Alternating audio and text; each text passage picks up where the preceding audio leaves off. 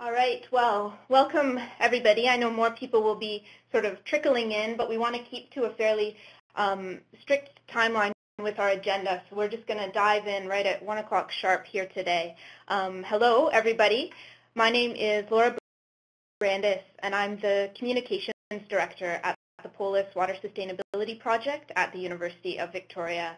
And it is my pleasure and also my honor to welcome all of you here this afternoon to Watersheds 2018. And I will also be moderating the first session on today's agenda. I know many of you in the room are already familiar with the biennial series of Watersheds events that we've been hosting for nearly a decade now, which is a little bit hard to believe. For those of you who haven't attended a Watersheds Forum, the idea is to help increase watershed governance capacity by equipping a diversity of participants. You can see some on the first slide here: local governments, First Nations, watershed entities, individual water leaders, equipping them with skills, knowledge, and networks to successfully collaborate. And another important outcome of these events is to demonstrate how really engaged and sophisticated BC's freshwater community is. For this year's event, we've tried moving away from a single in-person gathering. Instead, we've hosted a number of lead-in events over the past months, which are culminating in today's half-day webinar. And if any of you are curious about any of those lead-in events, feel free to send me an email or anybody on the Polis project team, and we can get resources from those. Now, of course, this event wouldn't be happening without the support of our various event partners, all of whom are listed on this slide. And also, it wouldn't be happening without the support of our event sponsors, whose logos are displayed here. Before we move into today's agenda, I'm going to quickly run through a few housekeeping items. First thing, if you're having any technical difficulties at any point, please feel free to let us know via the chat box. My colleague Megan Spencer is on hand to help troubleshoot, so we can just address your issues that way. Now I'm going to go through the things on this slide. The first thing is audio. As you've probably all realized, and if you've attended any of our webinars in the past, we have a blanket mute on everybody in the room.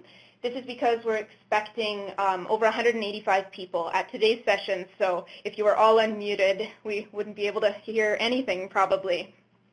If for any reason you're unmuted, press *6, but you shouldn't need to do that. At the end of the session 1 and session 2, we will have a question and discussion period. So since you're all muted, the way that we're going to handle that is you can submit your questions via the chat box, and I'll read them out to our panelists to respond. And for session 2, my colleague Rosie Sims will be doing that chat box discussion period moderation.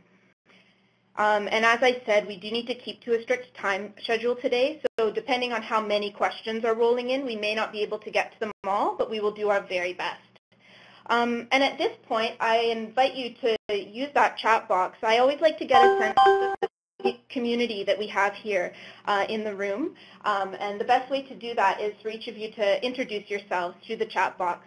Maybe let us know who you are, what organization you're with, if there's a few people listening together in your room, how many people you're with, and if you have any fun facts or want to let us know about the weather in your region of province, you can let us know that as well. And while you do that, I'll give you a brief overview of what to expect today. So right now, welcome and logistics overview. Once I'm done doing my spiel, we're going to move into session 1, where Val Napoleon and Deb Curran will each speak for about 20 minutes, and this will be followed by a discussion from Tara Marsden before we move into our question period.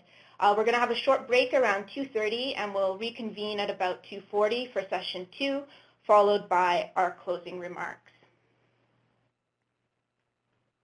I also should mention that each of you would have received a workbook and resource package before with your login information, and I would certainly encourage you to follow along with that as we talk through the various topics today. That'll give you some background information that the speakers may not touch upon.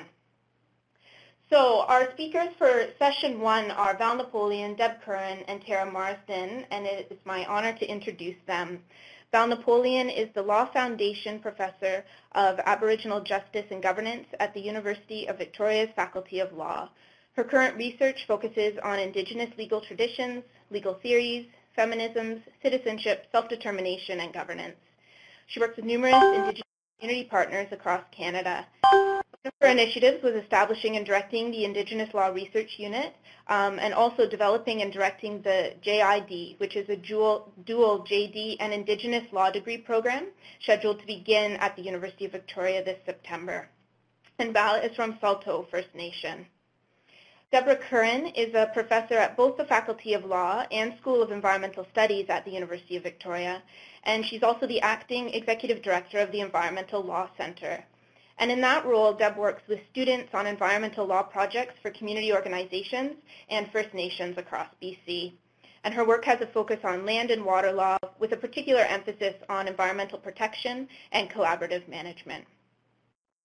Tara Marsden is a member of Gittineau First Nation. She holds a master's degree in political science, and her thesis focused on consultation on land and resource management with Northern BC First Nations. She's currently the WILP Sustainability Director for the Gittineau Hereditary Chiefs, and her areas of interest include traditional governance, recognition and reconciliation, community-driven research, Aboriginal case law, and land use planning. So at this point, I will invite Val and Deb to press *6 on their phone, which perhaps you've already done, and to take it away.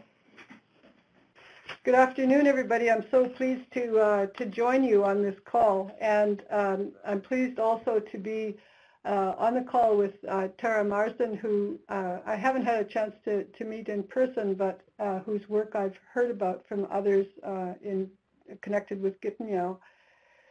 So as has been explained, I'm the director of the Indigenous Law Research Unit, and Deb and I will talk about our collaborative water law project, which we're working in 3 regions with. But first of all, I wanted to very briefly talk about our the way that we work and how this is informing the partnerships that we have, as well as how we're developing and informing the Indigenous Law degree program.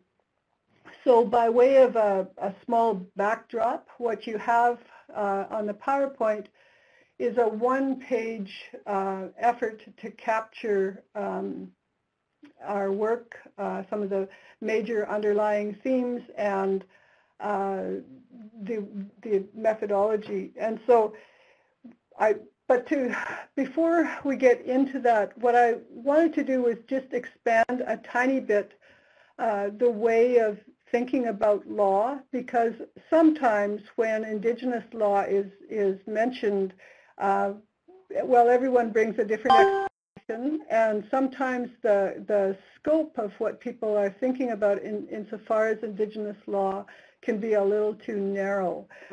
So to expand that legal imaginary, I would like to invite you to think about all of the ways that state law is currently a part of your lives, whether it's through where you own land, insofar as the Canadian property law system, or how you organize your work, like how one is governed, how one participates in governance, like all of the different ways that law is an explicit or an implicit part of our individual and collective life. And so when we think about Indigenous law, then it's no narrow, it has the full scope of law which is necessary to manage collective human life and through time. So it's also, we can think about it as the intellectual process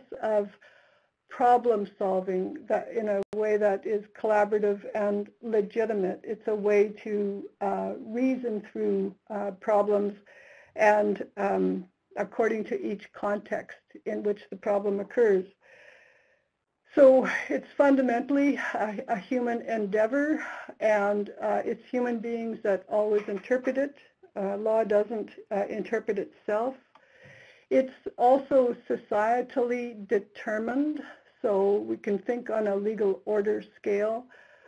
So for instance, there are 17 or more Secwepemc communities and a large Secwepemc legal order, and so that's the legal order for the law of that place and those people covers the whole of that their historic lands. So it's not community by community. So the legal order scale is, and the full scope of law are important aspects. And in Canada, there's been much Indigenous law has been undermined, and there are gaps and there are distortions. And so the work that we are engaged in is about rebuilding Indigenous law in partnership with Indigenous groups. So, so that's a tiny backdrop insofar as the idea of Indigenous law. And of course, there's Indigenous law is there's no pan-Indigenous law. There's law from different Indigenous societies. When we're looking at the resources and where law comes from and how it's applied, the tree image, which is set out on the PowerPoint, is helpful. We draw on the work of John Burroughs, who sets out sources of law. We can think of these as authorities. And so, there's in every Indigenous society, there's one or more of these sources of law, authorities of law, always at play. And so one of them that is probably most familiar is deliberative law through human interaction over time. But there's also law through history, or sometimes called customary law, where the authority for the law is on its time depth and its familiarity, the ability to rely on it over time. There's positive law, which is law that goes through formal processes, whatever is legitimate to that society. There's natural law, the ability to learn from law in the world around us and to theorize about that law and to use those metaphors in order to expand on our own thinking and problem solving. And then there's sacred law, law which is founded on our understanding of the sacred in the world. So there's always more than one source of law at play, and they're all interpreted, as I said earlier, by human beings. There are also resources, legal precedents, public memories, which hold the law through time. And these have included oral histories, stories, kinship systems, wherein responsibilities and obligations are organized and understood through the way that we organize our relationships. So there are different resources for law, and in our work we use previously publicized or published works rather than trying to start with primary sources. And then there's applications. So we've been working since 2012. We've worked with over 40 communities. We've had workshops for well over 300 people, local people and communities on our methodologies. And the applications, the kinds of projects research projects that we've worked with have included dispute resolution, gender in Indigenous law, water, of course, which we'll talk about, lands and resources, governance, child welfare, and harms and injuries. So there's a range of projects that we're have been working with for some time. And there's resources on our website, the Indigenous Law Research Unit website, where a number of these resources are available. On the bottom of the slide, there's where it says methodology, where these are the steps for how we work. We have different methodologies depending on the subject areas that we work with. This one that's set out here is based on those areas of law in which there's a harm or a legal response. And so other areas of law which don't necessarily have that element or aspect to it have a different kind of methodology. So it depends on what the demands of law is. So we work by invitation only. We work with the question that the community brings that they want to research, that they want to answer from within their legal order. So and we start with usually a 3-day workshop with the community to determine the research question, but also to share the methodology so that the people that we're working with are able to see what we're doing, how we're doing it, and why we're doing it. And then they also engage in the analysis and the synthesis, the thinking through of the different legal questions. Each project takes about a year to complete from that initial workshop. The second phase is analyzing existing resources, whether they're oral histories or stories. And so this, for each question, is anywhere from usually about 40 oral histories or stories are used to answer that question. You can think of this in terms of legal cases. You don't learn Canadian law or solve a problem within Canadian law with one case. You have to do a much broader search, and so that's what this work is. There's in addition to doing the story or oral history analysis, we interview people and we do focus groups. So there's an iterative process. Then the analyses, which is rigorous and systematic, is synthesized into a larger framework with the idea that people will add to the framework and change it as they're actually applying the law to the work that they want to do. So the synthesis or the legal framework sets out the structure and the references for the area of law. So they will include who the authoritative decision makers are for the different kinds of legal problems. They'll include legal responses or resolutions to human problems. They'll include obligations and responsibilities, both procedural and substantive, human rights, and overall guiding legal principles.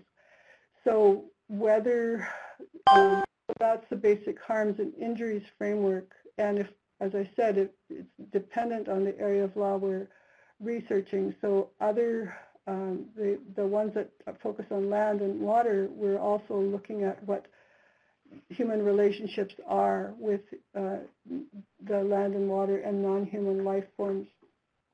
And then the last stage is implementation and evaluation, where people then, as they're able, can use the framework of the synthesis to apply to whatever it is that they want to, what work they want to do with law, whether it's an environmental assessment framework or whether it's development of a water management plan or different systems for ensuring the safety of children or dispute resolution. So there's, and then the idea is that it be evaluated. So the overall ideas within the methodology, one is that it's not good enough to know what the law is.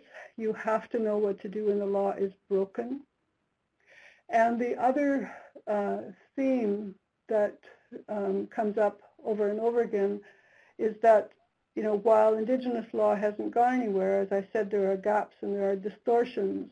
And where Indigenous law is undermined or distorted or is absent, and where Canadian law has failed, those are spaces of lawlessness. And it's in those spaces of lawlessness that violence happens, and it's usually the vulnerable who experience the consequences of that. So the spaces of lawlessness and the rebuilding and figuring out how do our communities rebuild our lawfulness, that's the driving force behind this work. So it means talking through what makes things legitimate. It means talking through how people are accountable. It means talking through what's the largest legal order that the law from within a community is a part of, and how does that larger legal order contain the law regarding obligations and so on. So there are many questions that are generated by this work that require people sitting down with one another from their different experiential basis and working them through. One of the big things that we found is that it's really important not to foreclose questions of Indigenous law. It's because Indigenous law has become something that a lot of people in Canada, as a result of the TRC, are talking about. Everybody's talking about Indigenous law, but as I said at the beginning, people often mean very different things. And so sometimes the way that people use Indigenous law is as a declaration that it stands for this or it stands for that. The problem with those kinds of declarations is that they foreclose the intellectual processes, the legal reasoning processes through which people actually determine a response to whatever question is being attended to. So not foreclosing and not making assumptions about what Indigenous law is or how it would conclude on an issue is a critical aspect of the work. So there's that's some of the way that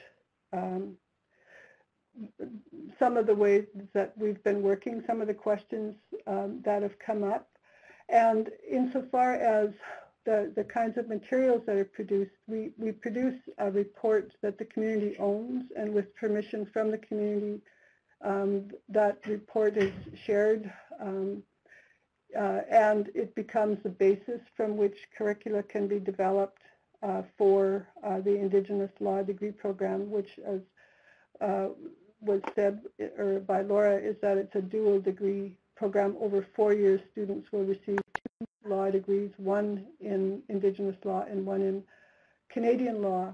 And so as an example, we have permission from the community of Assiniboine-Winniwak to share the Cree legal resources. And the work of Hadley Friedland has been with Cree law, and we have other people also working with Cree law. So we have a lot of material on Cree law, comprehensive, in-depth material. Not enough, there's never enough, but we have enough so that the person that we're hiring for the JID to teach Cree criminal law will have materials from which to develop the curricula, and he'll teach that alongside Canadian criminal law. So that's how we're expanding the Indigenous legal community, is through the workshops we're doing, through the workshops, the actual research projects, and through the Indigenous Law degree program. So one of the courses that I'm going to be teaching, and I just finished teaching a course as a pilot, is on Gitxsan land law, and I drew on materials from Neil Sterrett from my own work with the Gitxsan, and other published materials.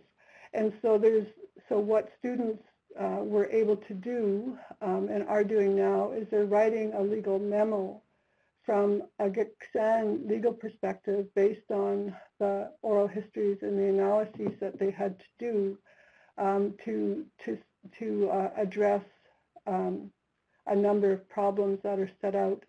So it's similar to what law students are required to do with Canadian law. They have to be able to figure out what the legal issue is. They have to be able to figure out what resources would apply, how to synthesize those resources, how to think through what would be most beneficial and different options for solving the problem, again, according to those Gitxsan legal principles in this case.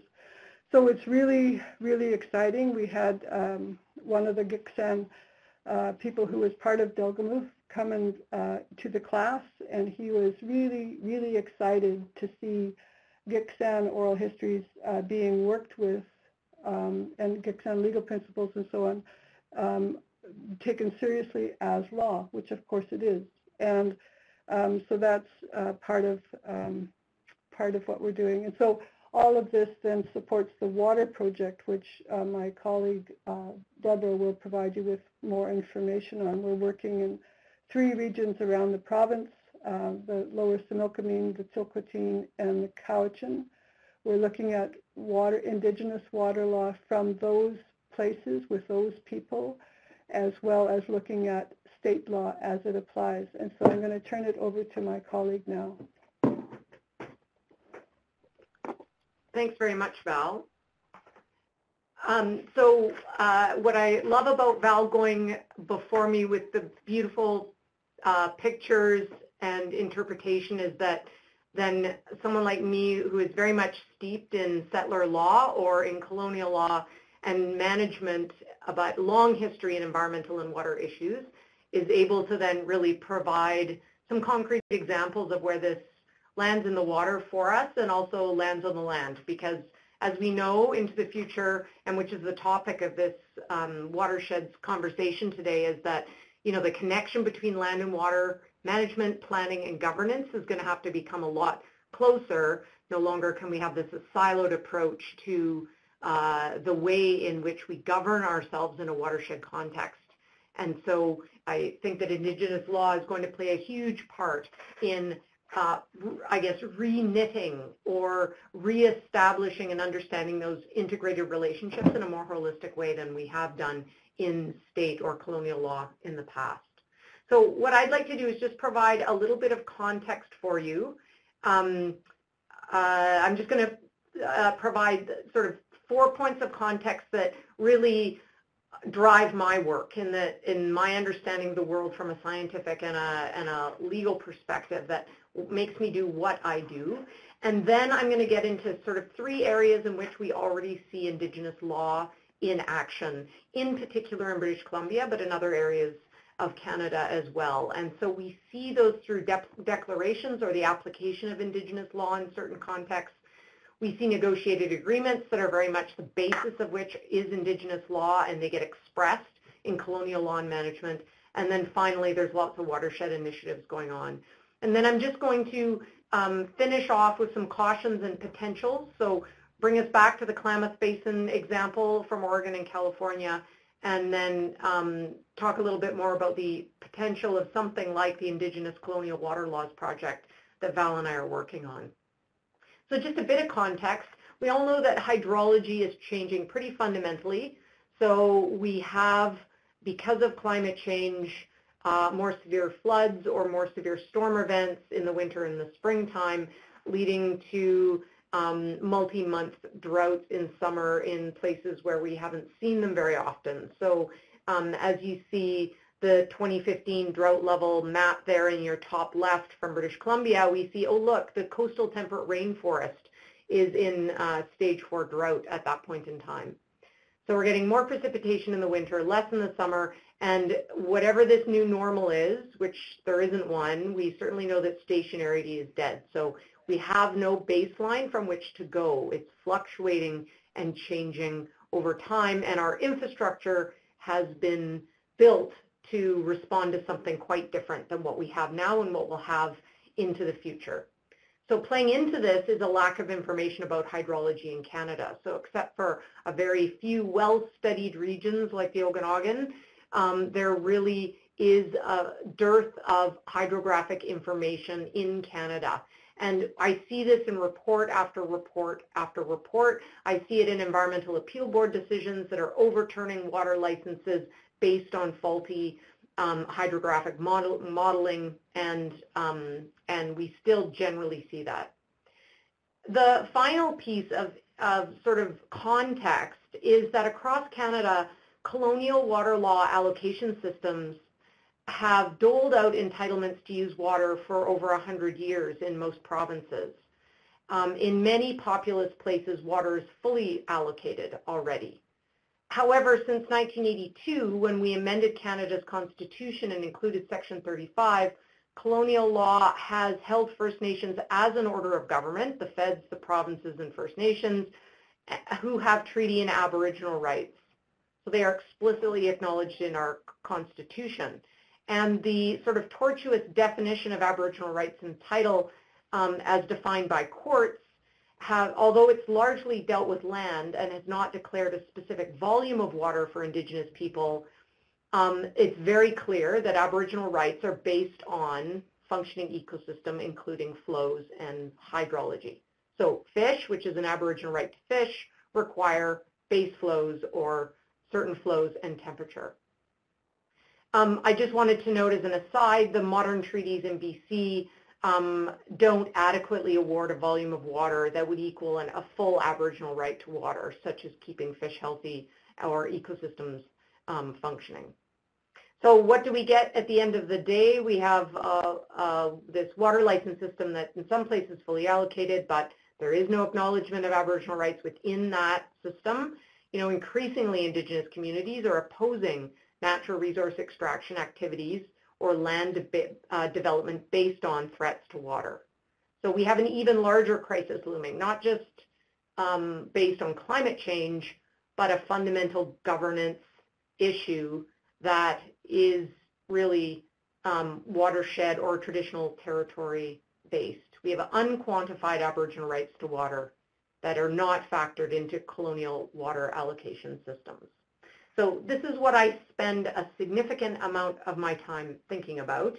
And so very quickly in the last 15 minutes that we have, let's have a look at how Indigenous law is already acting in our waterscape, and then some potential for all of us in moving forward at a watershed scale and also using the land-water connection. So the first aspect of where we already see Indigenous law in action are declarations or the application of Indigenous laws.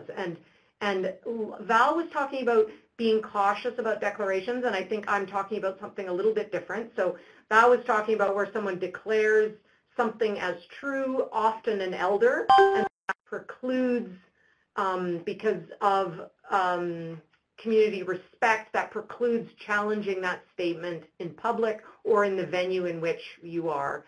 What I mean here by declarations of Indigenous law, there are several communities.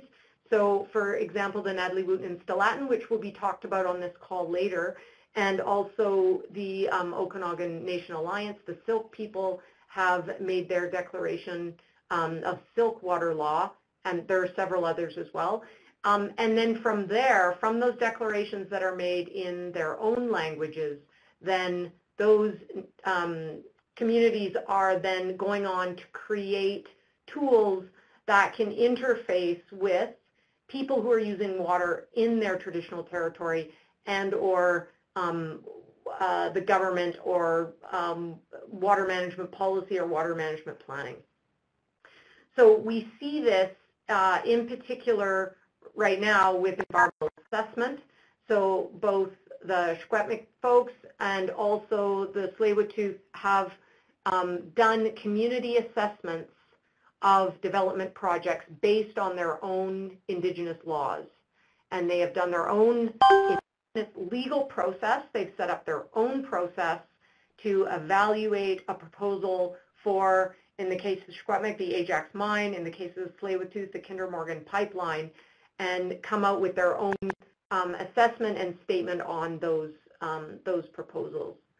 I won't say very much about the Guide to Surface Water Quality Standards from the Natalie Wooten and Stellatin because it's being talked about, but these are water quality standards and management tools that are derived from their Indigenous laws. And then finally, the Okanagan Nation Alliance with in partnership with the Okanagan Basin Water Board has done a very scientific analysis of environmental flows in, I think, 9 streams and creeks flowing into Okanagan Lake. And they're assessing what would be the flow volumes or specific environmental flows for those 9 streams. And then from there, my understanding, although I'm not going to put words in anyone's mouth, is that the conversation would like to go to then having either a provincial regulation or a policy or more specific acknowledgement at a provincial scale about environmental flows for those specific streams and creeks. The second area where we see significant movement that is underpinned by Indigenous law are negotiated agreements. And the two, there's lots, but the two that I will just bring to your attention are the Great Bear, what we call the Great Bear Rainforest Agreements that are based on reconciliation protocol signed about a decade before the agreements actually came into force between the province of BC and the coastal First Nations. Likewise, in Haida Gwaii, the Haida Nation have also signed a reconciliation protocol with the province, and from that flows a variety of governance and management activities. What I'd like to point out here is that the changes to colonial law, the basis of which, the land protection and also the actual legislative amendments, not only flow from those reconciliation agreements, but from the land use plans that each of those communities developed before they then went on to achieve the agreement.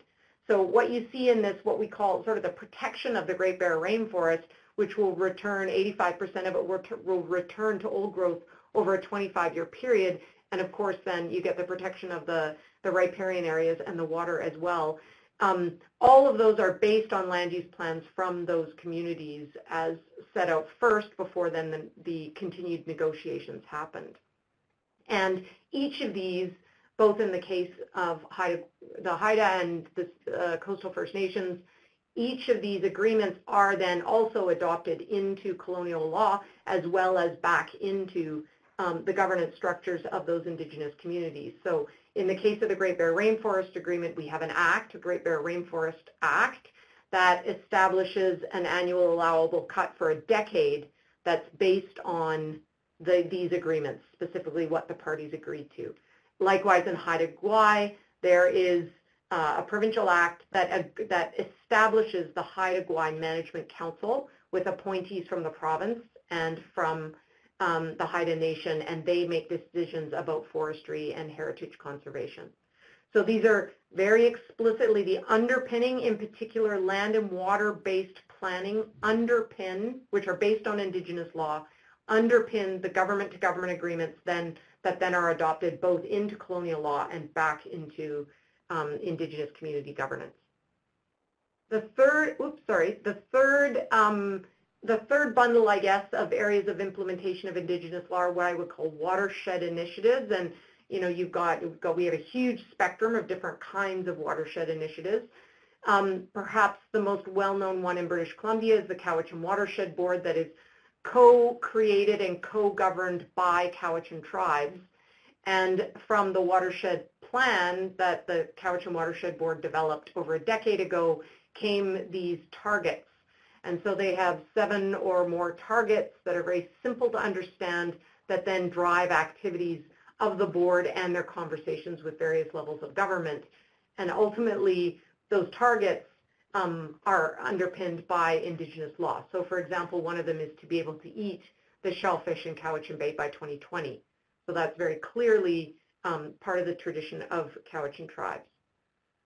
Some other examples as well would be the Nechako Watershed Roundtable and the Upper Fraser Fisheries Conservation Alliance, and these are more based on gathering scientific information around fish and water flows, and in particular taking a watershed governance perspective. So often watershed-based initiatives are started on the basis of scientific information, needing more science, and then they develop into a governance conversation and a governance mechanism. When you have enough science, you can see what needs to be done at a policy and governance level, and then it moves to the next stage. So those are kind of the three bundles of application of Indigenous law already happening, and I'm sure that you can all think of examples in your territories where this is happening. I'll just give you a couple of cautions and potential. So I always love to think back to the Klamath Basin Agreement example, which is much more horrendous than, well, I would argue it's a much more horrendous example than anything that's happened in Canada, although I encourage you to disagree with me. So there was about 30 years of litigation where the Klamath tribes and the water users, who were mostly farmers in the upper basin in Oregon, would sort of take turns suing one another and suing the federal government and the state governments due to lack of water. So just like we have here with climate change, they have changing hydrology, and that basin is entirely over-allocated. So after the Klamath tribes were successful in getting a declaration that they had the oldest water rights in the area, it still didn't help anyone at all in terms of bringing the fish back, because there simply wasn't enough water to go around. So after spending way too much money on lawyers, ultimately at the end of the day, they came to an agreement called the Klamath Basin Agreements, which are very complex. Again, this was a decade-long negotiation. They're very complex. They involve taking down dams and very much the participation of both federal and state governments in those areas. But what I want to point out, I'm not going to get into the details, which involve the water users actually giving up a whole bunch of their water entitlements and the restoration of a bunch of fish habitat and some old hydroelectric dams that are of marginal utility being taken out of the system. More importantly than that, if we think of the land-water connection and governance, it stands as a very interesting model that ultimately, when you have failure, when you have over-allocation and there simply is not enough water to go around, you cannot continue with the same land uses that have carried on for the last 100 years in a place, and you have unacceptable environmental degradation. You're not going to get to a resolution by insisting on legal entitlements under colonial law or under state law. You will need to go back to the premise of ecosystem health and renegotiate who is doing what and when, and that is the only basis on which you're going to be able to come to any sort of long-term agreement or planning that's going to work out for all communities. And I think we see this intuitively in our work around watershed-based planning, in the work of Indigenous communities doing their land-based plans or their land and water-based plans, and the kind of negotiations that we see around forestry use and impacts on water on fish.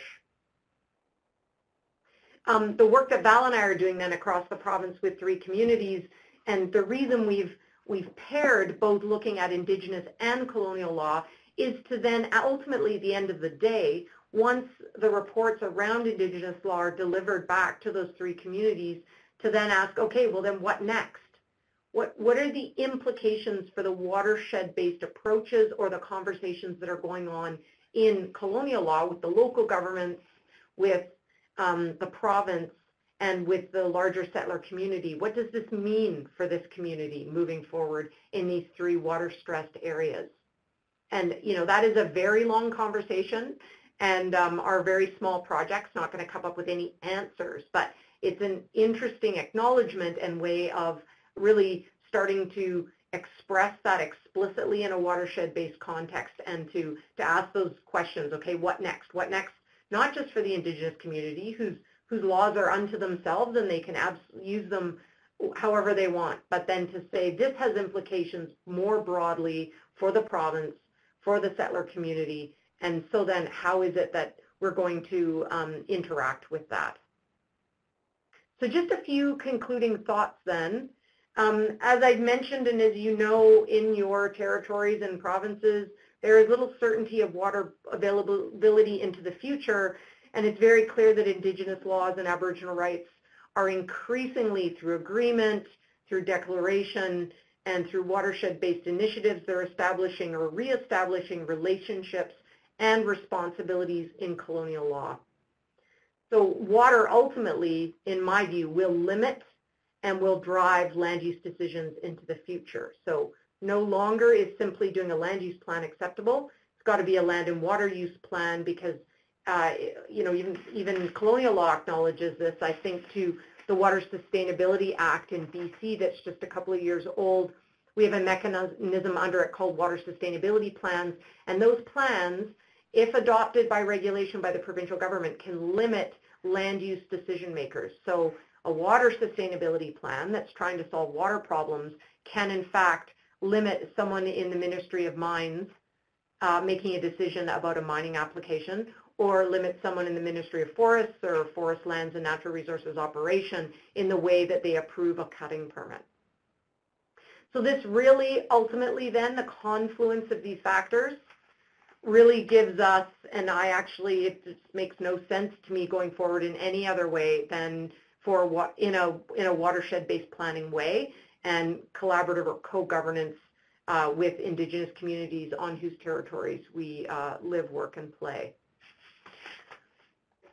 This is very important then to acknowledge that Indigenous law is place-based. As Val mentioned, you know, there might be 17 communities within a legal tradition, but that law is place-based. It's territory-based. It's based on watersheds. And, you know, it behooves us to not simply apply one law in that area, but to acknowledge that there are multiple laws and multiple ways of moving forward. So ultimately, we'll have multi-purpose watershed-based plans that drive decisions, and we will then also drive decisions more to a local scale, because based on different legal traditions and different ecological conditions in different territories and watersheds will necessitate some type of localized governance, such as appointed entities, which is happening on Haida Gwaii, for example. And land use decisions will be subject to watershed-based plans. So thank you, and we look forward to your questions after we hear from Tara.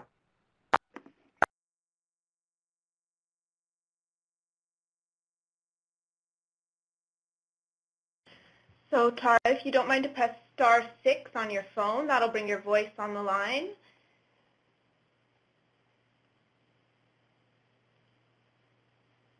Okay, hello everybody.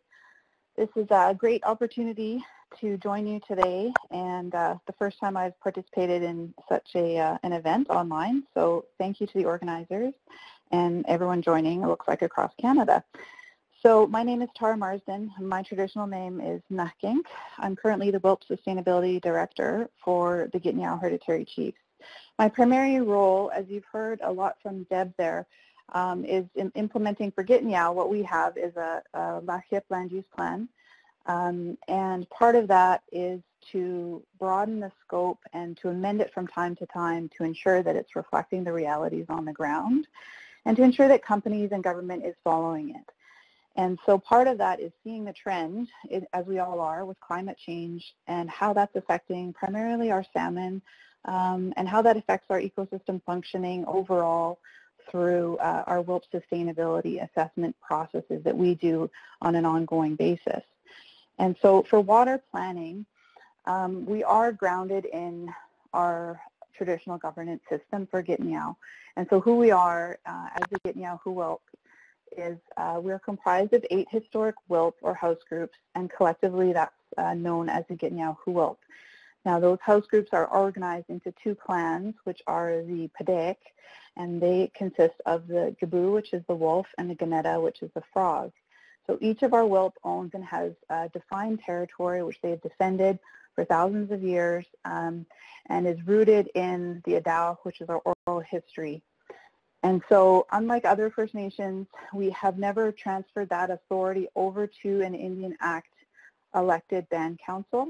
And so we have an informal arrangement that has worked over the years with the band council where they deal primarily with issues on reserve and issues related to band members. When it comes to the territory, it is the Hereditary Chief's Office which has that authority and provides the support to the WILP, the individual WILP on their territory and the decisions that are made. So the Gitnyaalahyip, as you see here on the map, we're in northwestern BC, and it's approximately 6,200 square kilometers of land, and it is striding both the Nass River and the Mid-Nass River and the Upper Kitwanga and Kispiox Rivers in the Skeena watershed.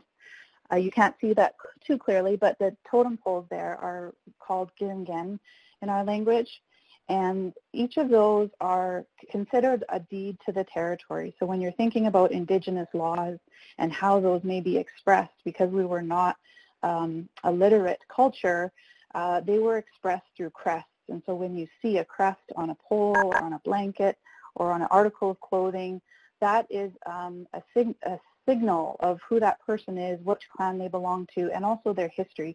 And so those poles are really deeds to the territory and part of our evidence for our rights and title. So we have developed a land use plan, and it is the main mechanism of how we are managing the territory currently. And this plan has taken 3 court cases with the provincial government and 10 years of negotiation with the chiefs and the provincial government to reach. And so it resulted from a long-standing issue around forestry consultation, not looking at cumulative effects, not looking at a landscape level understanding of effects of forestry. So it's primarily a forestry plan. But what is important to note is that in the map there you see all of the different zones, and you can't read all of the names of them, I'm sorry, but it includes a lot of water-specific resources, and those are the areas that we're really focused in on for protection. So we have in the bright purple in the south part of the territory there, the water management units. And those are protected. Those are the high elevation areas, the catchment areas that gather all of the snowpack and ice that feed into our lower level valley bottoms in the bright green, which they kind of look like veins throughout the territory. Those are ecosystem networks. And those are the hydro-riparian zone, again, now protected with buffers from logging. In the north, we have the yellow zone there, north of Neziaden Lake, is the Hanatintina Conservancy, co-managed with Gitnyaal in the province, protecting 80% of spawning habitat for Nass sockeye. But what's interesting to note and alarming is that historically it's been 80%, but because of the low snowpack, those are not glacier-fed streams, we are seeing that the spawning is moving to the northwest side of the lake, which is Strone Creek. Now, historically, that was under a glacier. That glacier has receded, and there is now spawning habitat, which is more suitable than the protected areas. So we need a plan that's flexible enough to protect areas that the salmon are actually using. And so without our on-the-ground knowledge and data gathering, the province would not have been aware of that. We've brought it to their attention, and now we're trying to expand that conservancy because we want to protect the resources there. We also have grizzly bear habitat. We have moose winter range, goshawk, and special wildlife, cedar reserves, and other zones established there. And so all of those have the standard management targets, directions, and objectives. And my role is to ensure that industry and government live up to that plan. So it's been signed in 2012 through a government-to-government agreement, and then renewed in 2016, and adopted through the government's legal orders. So this draws out just those water-protected areas that I just talked about. And so those are the water management units, ecosystem networks, and the Hanatintina. And so you see where the focus really is on protection, as in establishing no-go zones. it really is around water and how does water affect ecosystem function. We know that it's critical, and so when I'm listening to Deb talk about water being tied to Aboriginal rights and title, we have these assessments that we use called rope sustainability assessments that look at ecosystem function, ecosystem representation, and look at short, medium, and long-term risk. And so that is our way of blending both the traditional governance system we have with modern science to really look at how healthy our land is and how that relates to our ability to exercise rights. So building on this land use plan, it is, as I mentioned, not a water plan. It is a land use plan, but there are water elements to it. But we need to further develop those in light of changes for climate change and in light of potential impacts from mining upstream from us. So just over a year ago, we looked at doing a scoping phase, and so this is sort of the initial phase.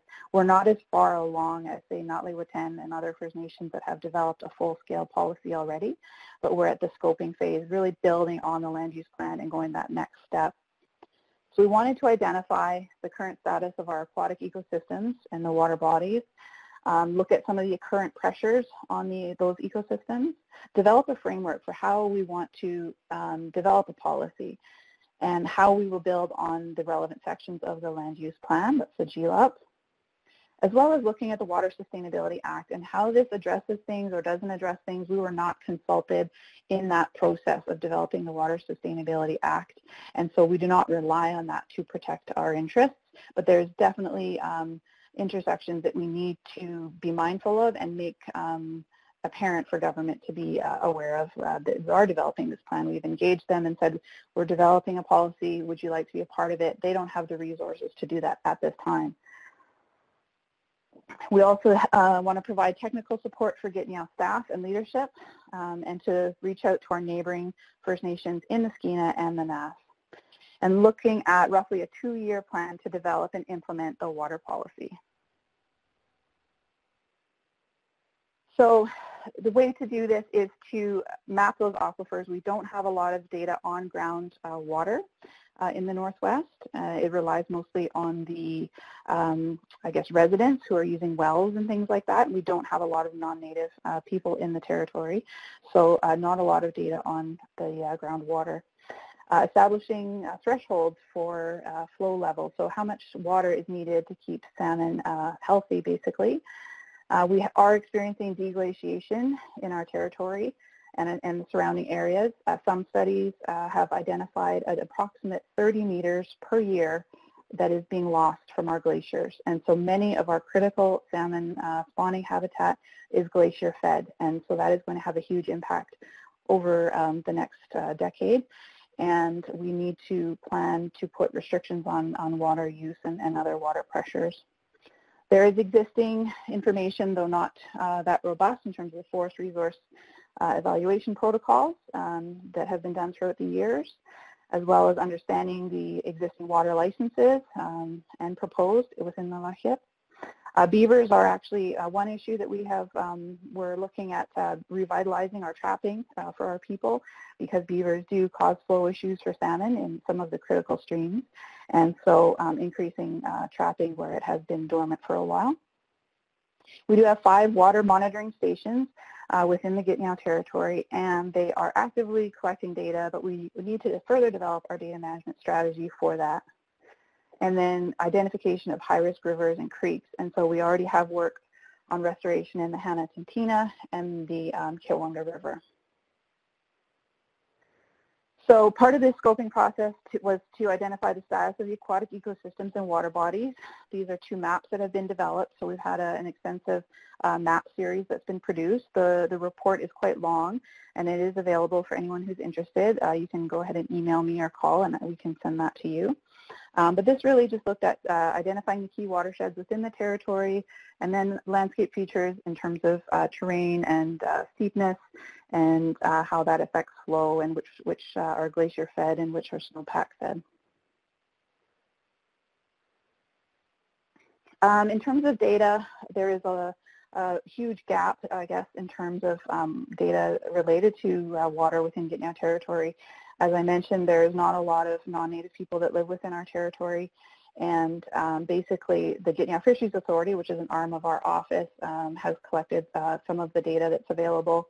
There's one landfill in the Meziadin area that is collecting water quality and water quality data.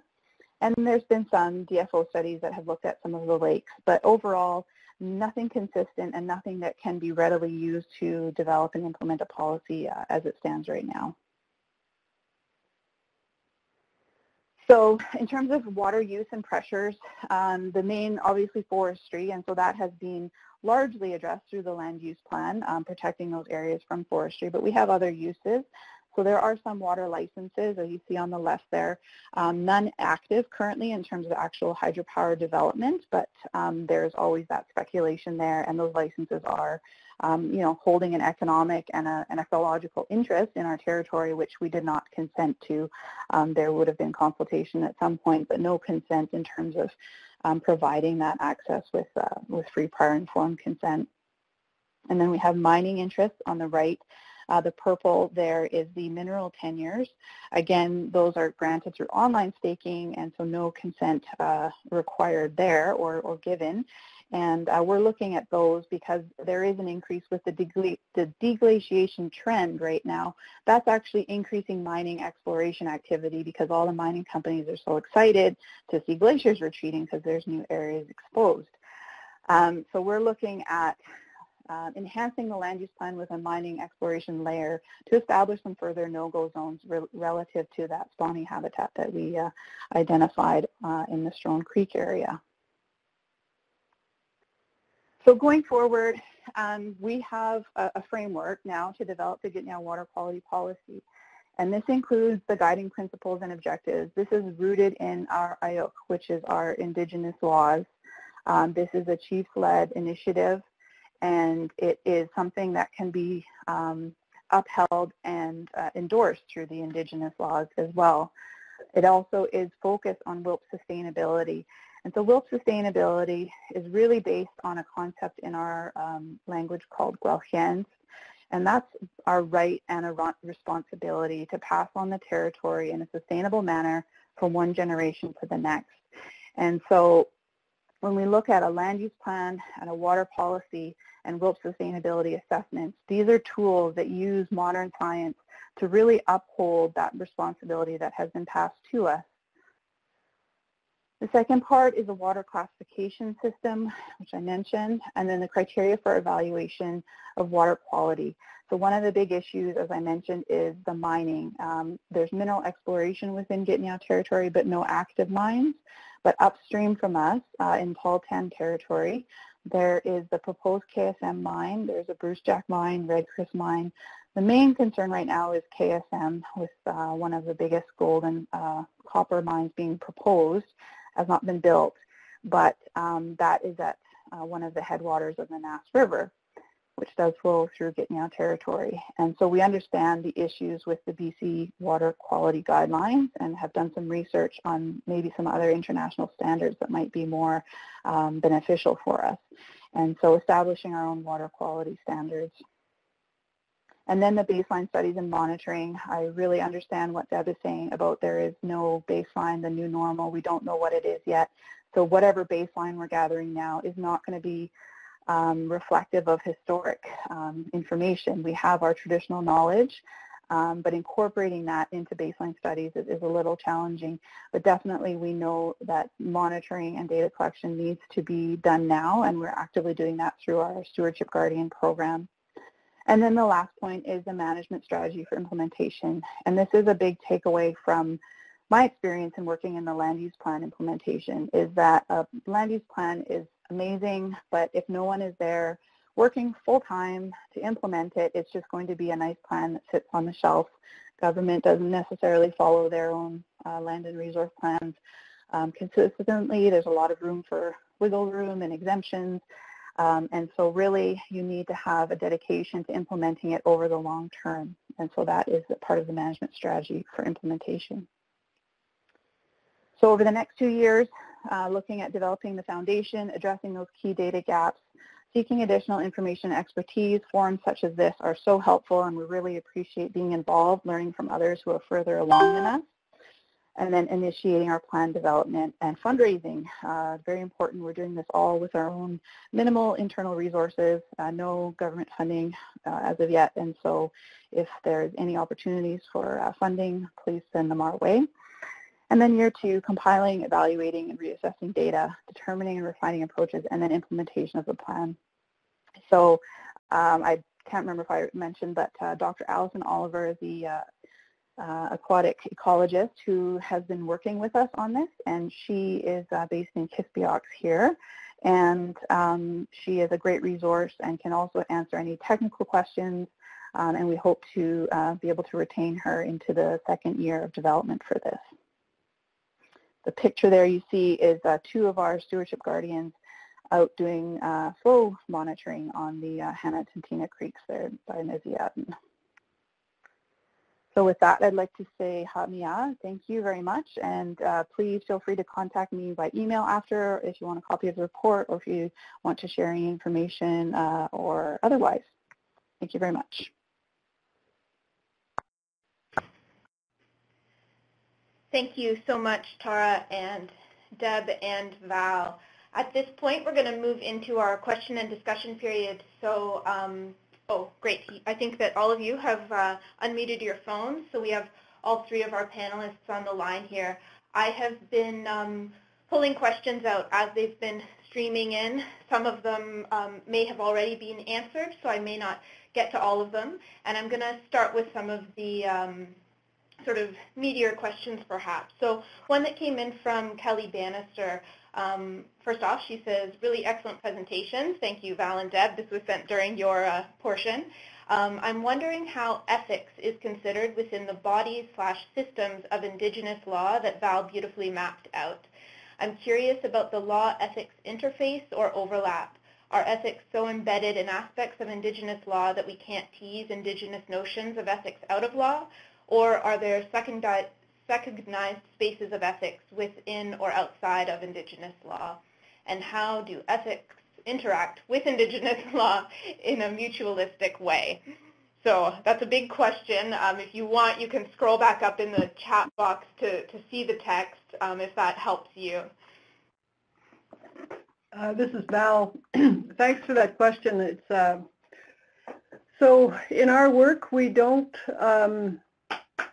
Well, we do a couple things. One, in the work with, like, the substantive articulation of Indigenous law and legal procedures and institutions, because law operates through human institutions and through human processes. We recognize that part of what's necessary for people is they have to have a primer in which to provide enough of a backdrop of the legal order of the society that the legal order is a part of, so that they can see the logics, so that they can see the aspirations of law from that society, because no society ever lives up to the aspirations it sets out, but it's really important that we try. And so we take the view that it's in those larger logics that it's important to think about what are the underlying beliefs and understandings of the world that inform how the law is developed by those people as their societies have existed through time. So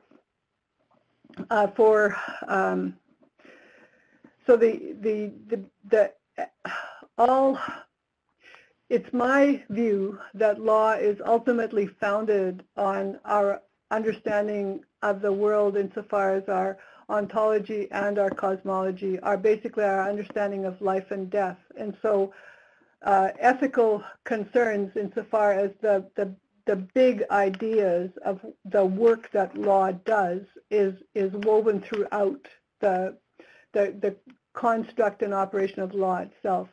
And so, for instance, some of the, and this is going to be, I mean, ethics is a big field, so this is going to be a little broader, I think, than how the question was asked. There's most Indigenous societies were decentralized, non-state societies. There wasn't a centralized bureaucracy with designated professionals set out to manage and be responsible for law. And so the deep underlying ethic that we can see play out in many ways is a resistance to hierarchical structuring and a commitment to a decentralized way of organizing, which is often problematic with the hierarchical structures that have come down through the Indian Act and other ways. The other way that I understand the ethical or ethics is in how they inform the principles that are the foundation for again what the aspirations of law are. So if we look at the principles of Cree law, Anishinaabe law, other people's law, what they reflect are a concern of fairness. They can reflect a concern for inclusion, for safety, and those concerns determine how decisions are made and who makes the decisions. But there's also big concerns about the agency, the legal agency of individuals and collectivities. So for the Tsimshian, for instance, the what they call the WELP there, what Tara was talking about, the WILP for the Gitxsan, those are also rights-holding entities that we can understand as having collective liability as well as other kinds of collective responsibility. So the different players and how the society is structured is based on those deep ethical considerations that ground the legal principles and are the catalyst for the aspirations that people hold for their laws. And so I realize that this is probably a little bit different than exactly the question was asked, but it's something that I think is runs throughout the way that we engage with law, because one of the questions that's, like what we do is a critical engagement with law, and that means looking at what is it that makes law legal, what is it that is important to people insofar as law being legitimate. Those are all deeply ethical questions that are an important part of rebuilding law, whoever we're working with. Thank you, Val. Deb, do you have anything to add to that at all? No, that's fine, thanks. Great. And Kelly says, excellent response. It was right in line with my question. So the next question that we're going to move on to is from Cheryl Chetkowitz. As a country, we have just gone through an 18-month public process to reform impact assessment, the Navigable Waters, and the Fisheries Act, which all have major consequences for water, IPs, and which has led to actually few gains all around. Why is there no space for Indigenous law in these processes? I'm happy to jump in. This is Deborah. I think when you have a federal government that just out and out buys a pipeline that is exceedingly controversial for many Indigenous people, you have no ability to have a conversation about how does Indigenous law fit into colonial law or into these processes of law reform that we've just gone through. So I'm sorry to not be more positive, but when the federal government makes unilateral actions at the spur of a moment in a tiny time scale, we have to appreciate land use is a long time scale. These very meaningful agreements take a decade to negotiate. So as Tara has pointed out, as we know from the coastal First Nations, the Great Bear Rainforest, or we know from Haida Gwaii, As you know, hopefully you don't need to first have multiple legal actions that you win before then the province will come and the feds will come and have a conversation with you. But that kind of unilateral action, that short-term decision-making just simply will not any longer, well, I don't think it ever did, but it's very clear we can't have meaningful conversations that involve Indigenous law when there is unilateral action. And in fact, one of my favorite set of cases right now are the herring injunctions from 2014 to 2016. So the Houseit and the Haida both brought injunctions around the federal government agreeing to allow a commercial herring fishery. And very clearly in the 2015 decision for the Haida, the court said, look, you have engaged, look, federal government, you have engaged with the Haida for many, many years as a partner in collaborative governance around the ocean. You cannot make a unilateral decision that will hamper or inhibit or harm these agreements that you've come to. And that was very clearly stated in that case. Thank you. Val or Tara, do you have anything to add there? Just one thing. I think that there's always going to be those pressures, and the work of rebuilding Indigenous law is also about rebuilding citizenries, strong citizenries who are who understand restoring our who we are as societies. And I think that kind of rebuilding is fundamentally going to change the conversations at some point with Canada.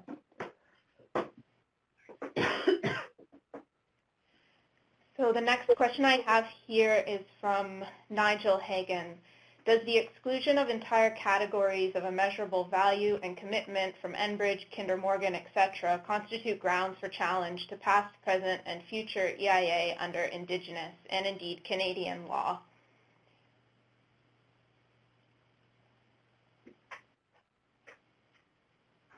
This is Deborah. I would just say yes. I mean, this could be a very long conversation, but it's not clear we need to get into it today, but yes. Okay. Next one, Tanya Tran. There seems to be a lot of higher level co-governance / collaboration / inclusion of Indigenous laws / governance knowledge. However, I am curious if this is also felt closer to on-the-ground operations. I just want to say maybe this will be answered in future examples throughout this webinar, and I believe the answer to that is yes. The second session is all sort of on-the-ground examples, Tanya, but maybe Deb or Val or Tara have something addition to add right now.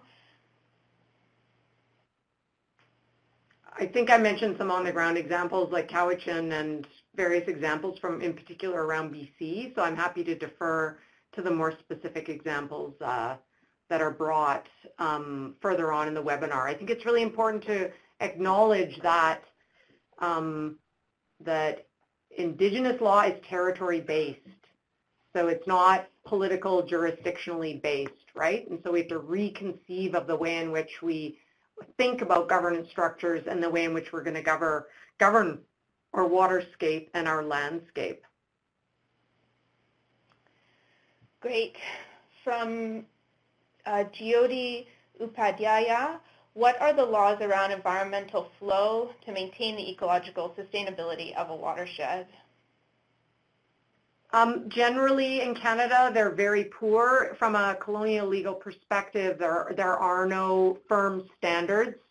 So you could, in theory, allocate 100% of a river and have nothing left at the end of the day without any legal sanctions. So in British Columbia, we have a policy. So under the Water Sustainability Act, decision makers are required to consider environmental flows, but there is no standard they have to meet. So there's a provincial flow policy that is unenforceable from a public perspective, and the decision makers are supposed to consider that policy when they make decisions about new licenses. And equally, in my experience, when I hear provincial decision makers talking about making decisions about licenses, they say, and this, my decision is reviewable. So I have to consider that my decision is reviewable and it could go to an environmental appeal board hearing. So what I hear is that equally the consideration is around environmental flows and whether or not they'll be challenged on their decision by the applicant.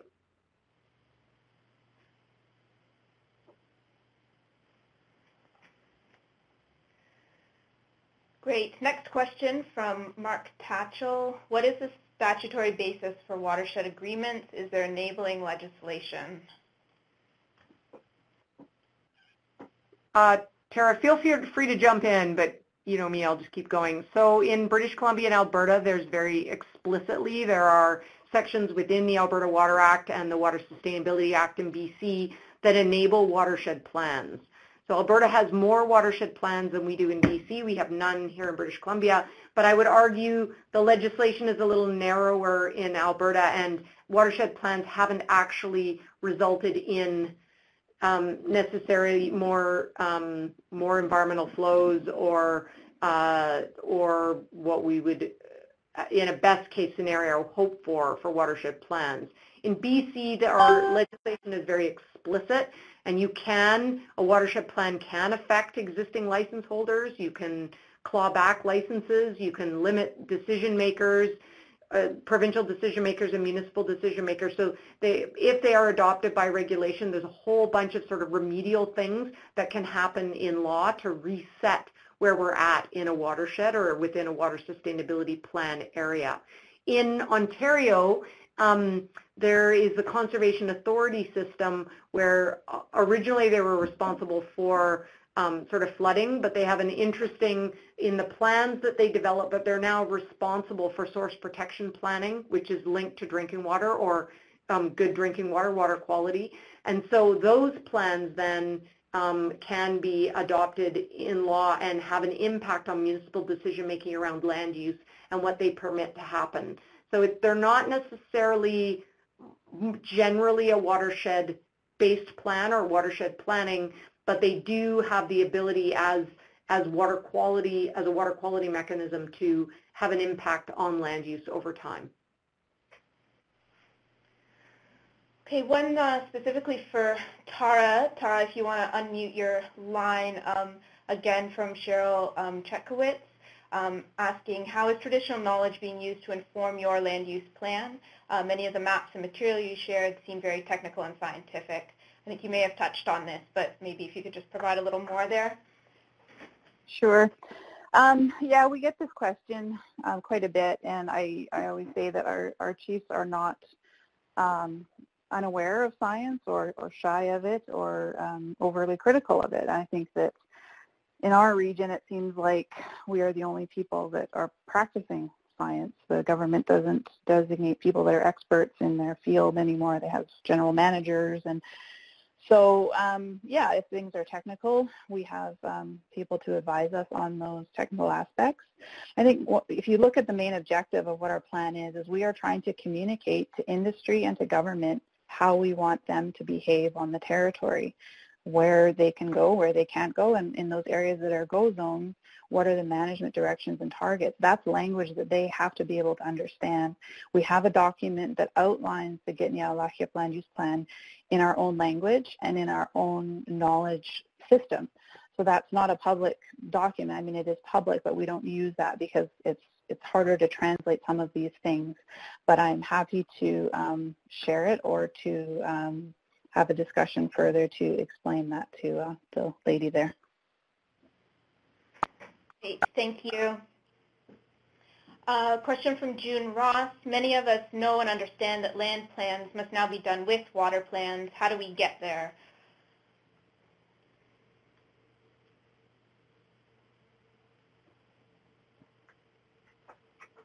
Well, from a legal basis, I think that Indigenous communities have a good sort of political capital on which to insist it is part of their Aboriginal rights to take a more integrated approach. Obviously, land use has an impact on water, which are part of their Aboriginal rights. How community organizations in BC, however, sort of get that across, I think we can all point to the water sustainability planning mechanism within the Water Sustainability Act, it shows that the province is aware of this approach, and that in fact it would be a beneficial way of going forward and addressing sort of multiple values on the landscape and conflicting land uses and water uses over time. So given that there's an acknowledgement in law and policy that taking an integrated watershed planning approach is the way to go, you know, we in BC at least, and Alberta, you can point to that approach for moving forward. And from Reg White and Val, I'd be interested in your analysis of the Peel Supreme Court decision as a foundation of co-stewardship for enabling integration of traditional law, i.e. ultimately it is improved decision-making for land and water. Is this not what we're trying to do? And it has far reach across treaty areas in BC and elsewhere, if we can better articulate the shared jurisdictional imperative.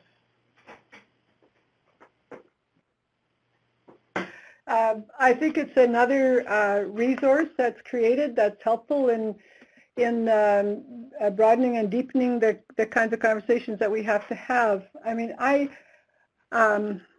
careful in the work that I do to really focus on the work of Indigenous law, like understanding Indigenous law in its entirety as law, and then looking at from that basis of Indigenous lawfulness, what does Canadian law look like? What are instead of framing issues in terms of Canadian law, how do we understand those issues as framed within Indigenous law? And then from that full basis, then we can actually look at meaningful legal pluralism and meaningful collaboration between Canadian law and Indigenous law. What often ends up happening is that the conversations continue along with Canadian law being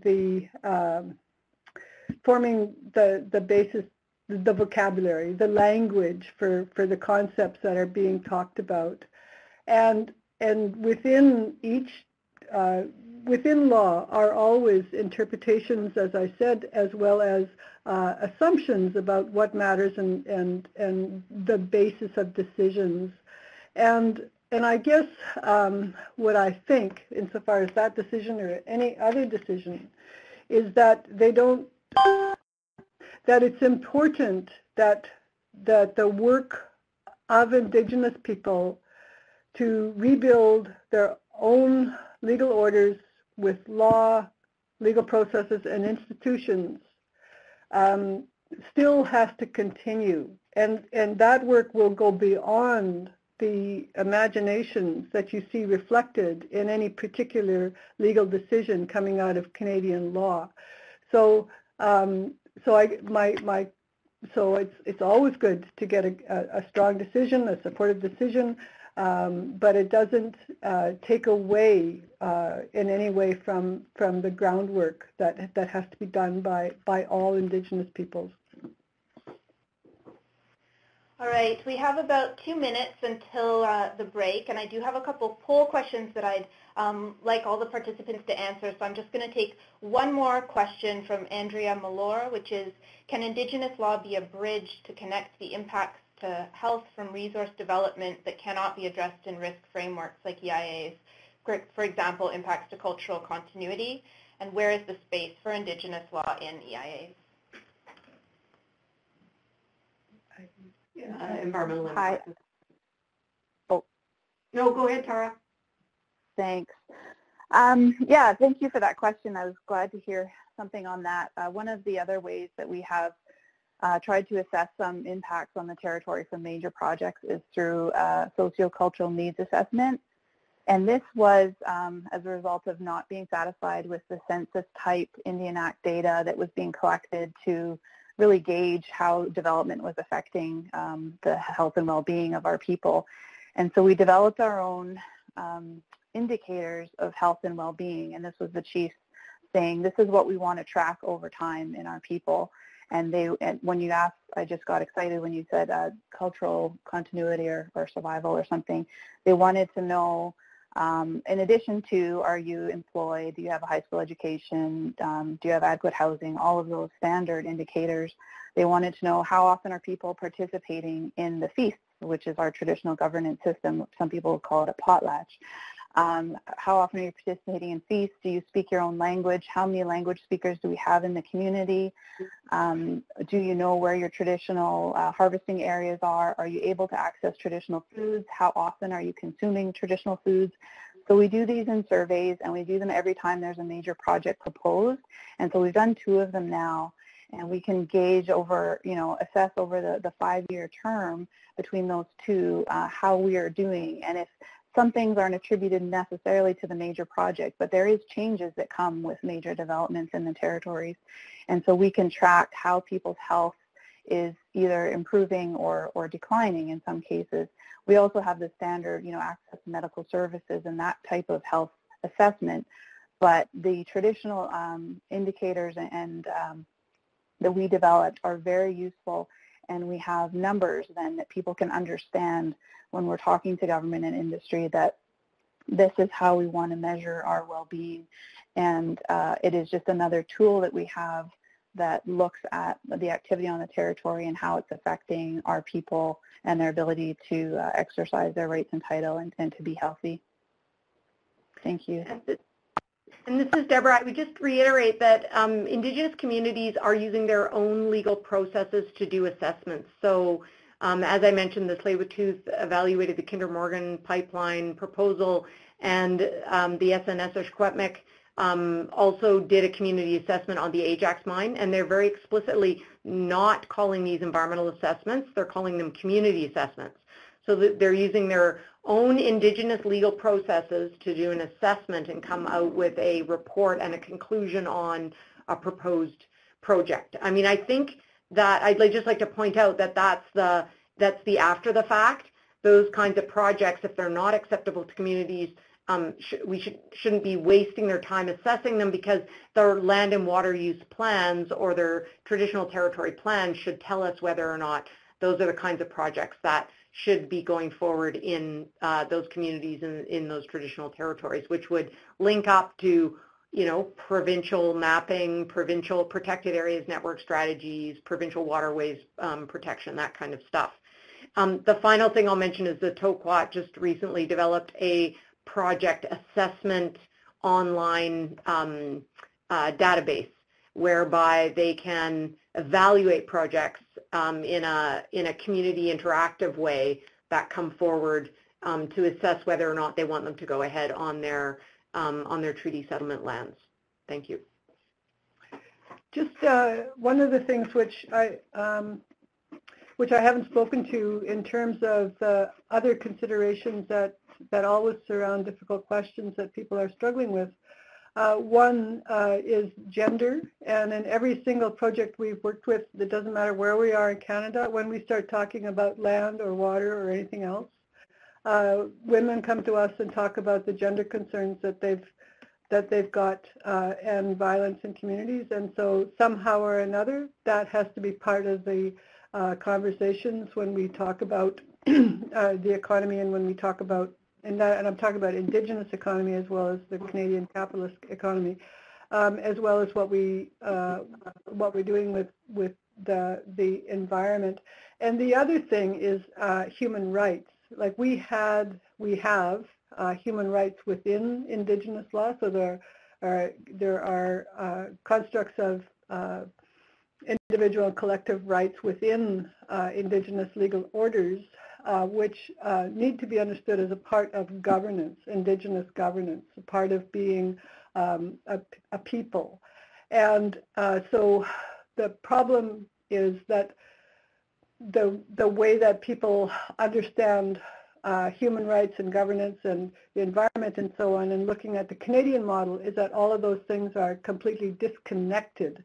And part of the work of the rebuilding is seeing how human rights needs to be a part of governance, how gender needs to be a part of how we understand the legality of law and dignity and human agency in Indigenous law.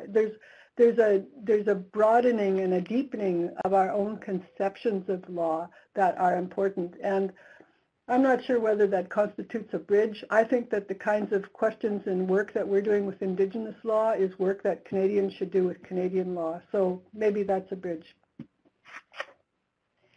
Great. Thank you so much to all three of you for this first session. A lot to think about there as we move into the second phase of today's overall agenda. Right now, a number of you have already started to respond. We do have 2 questions up on the screen. I apologize if the questions are cut off. I'll read them out to you here. So the first one is, choose the 2 statements that resonate with you most closely. And the second question that we're asking is, what additional ingredient is most needed to advance effective watershed or water-centric land use plans in your community? So, and we'll have an additional poll question for you after the second session as well. And our hope with this polling is to just have a bit of an informal check-in on what the freshwater community is thinking around the priorities being discussed today. So we can leave these up throughout the break as well. I just wanted to give you a few minutes to do those now, and we're going to reconvene at about 2:40. And during the break, one of my colleagues will pull out the music pod again if you want to listen to any of our water-themed music, and we'll also bring those word clouds out again as well. And I want to remind you that I'll be signing off now, but my colleague Rosie Sims will be introducing and moderating the second session, and then closing remarks will be from Natasha Overdoon and Oliver Brandis. So thanks very much. Phase 1 is complete, and we'll see you all in a few minutes.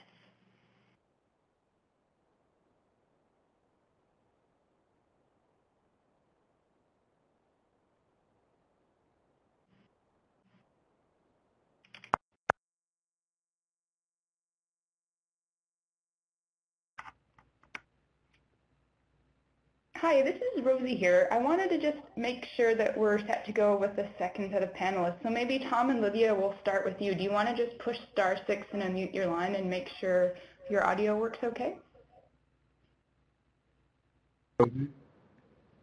Hello, Rosie. Tom, is that you? Yep.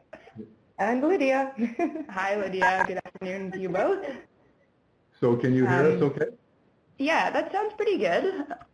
And if you want to just test advancing the slides, you're welcome to. So it's just those little arrows on the bottom. They're gray. I just clicked one. You can't really see because they're hidden behind the poll questions right now, but that's how you'll move through your slides. And I've got the So just the little arrow keys at the bottom like you do any other. On your keyboard? Sorry, on the screen, so below where you see your slide. Okay. You see 2 little arrows, and then there's a little box, and then further over to the left, there's the button that says sync. Those are the, okay, click those. Perfect, that's all I need, thank you. And the audio is not too bad? No, the audio sounds good. Yeah, you're good to go. Okay. We're good. So we'll mute. Perfect. And we'll see kick you. things off in about 5 minutes here. Okay. Perfect. Good. Great. And then Chris and Aaron, should we try to do the same thing for you folks as well? Came up to the water, put my feet into it, bathed my heels in jasper, felt the sand giving in, all the people bathing, teeth became connected, smiling while we waited into the shower nest. Take me down to the water, fill you up with the deepest of sorrows. That's me, that's my brother, John. Hi there, Rosie. Can you hear me okay? I sure can, yeah. I don't see Steve signed in yet. I don't either. Sending him text messages with exclamation marks. Okay, perfect. When you put your face in the mouth of the canyon, the murky water times, what a relief to see all your sins absolved without a washing cloth, just the stillness of the night. Take me down to the water, fill you up with the deepest of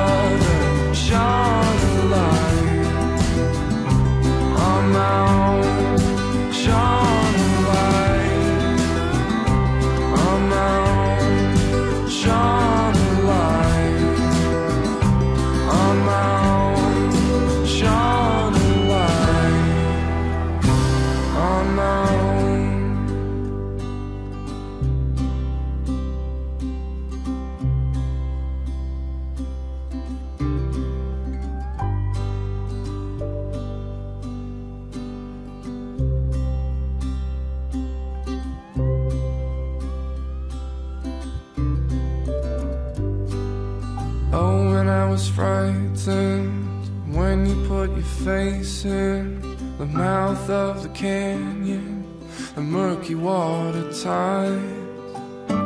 What a relief to see all your sins absolved without a washing cloth, just the stillness of the night. Take me down to the water, fill you up with the deepest of sorrows. That's my man, that's my brother, shine a light on my heart, shine a light on my heart, shine a light on my heart, shine a light on my own.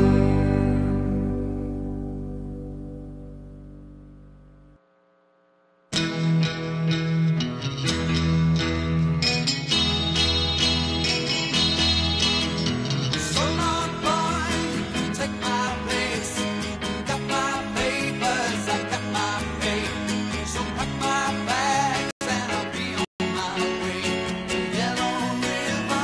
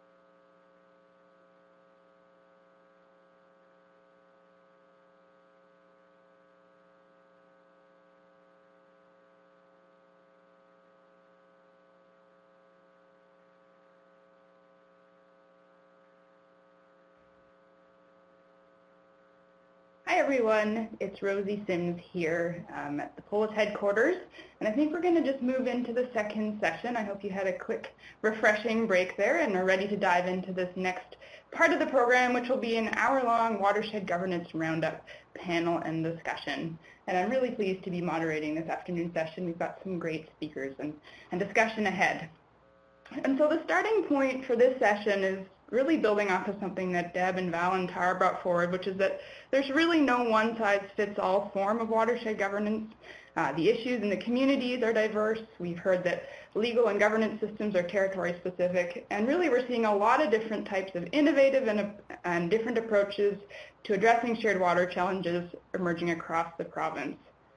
And so in this panel specifically, we're going to hear some updates and some insights from 3 really leading and unique watershed governance efforts. And each of these is coming at the issues of watershed sustainability, reconciliation, and shared authority through unique pathways.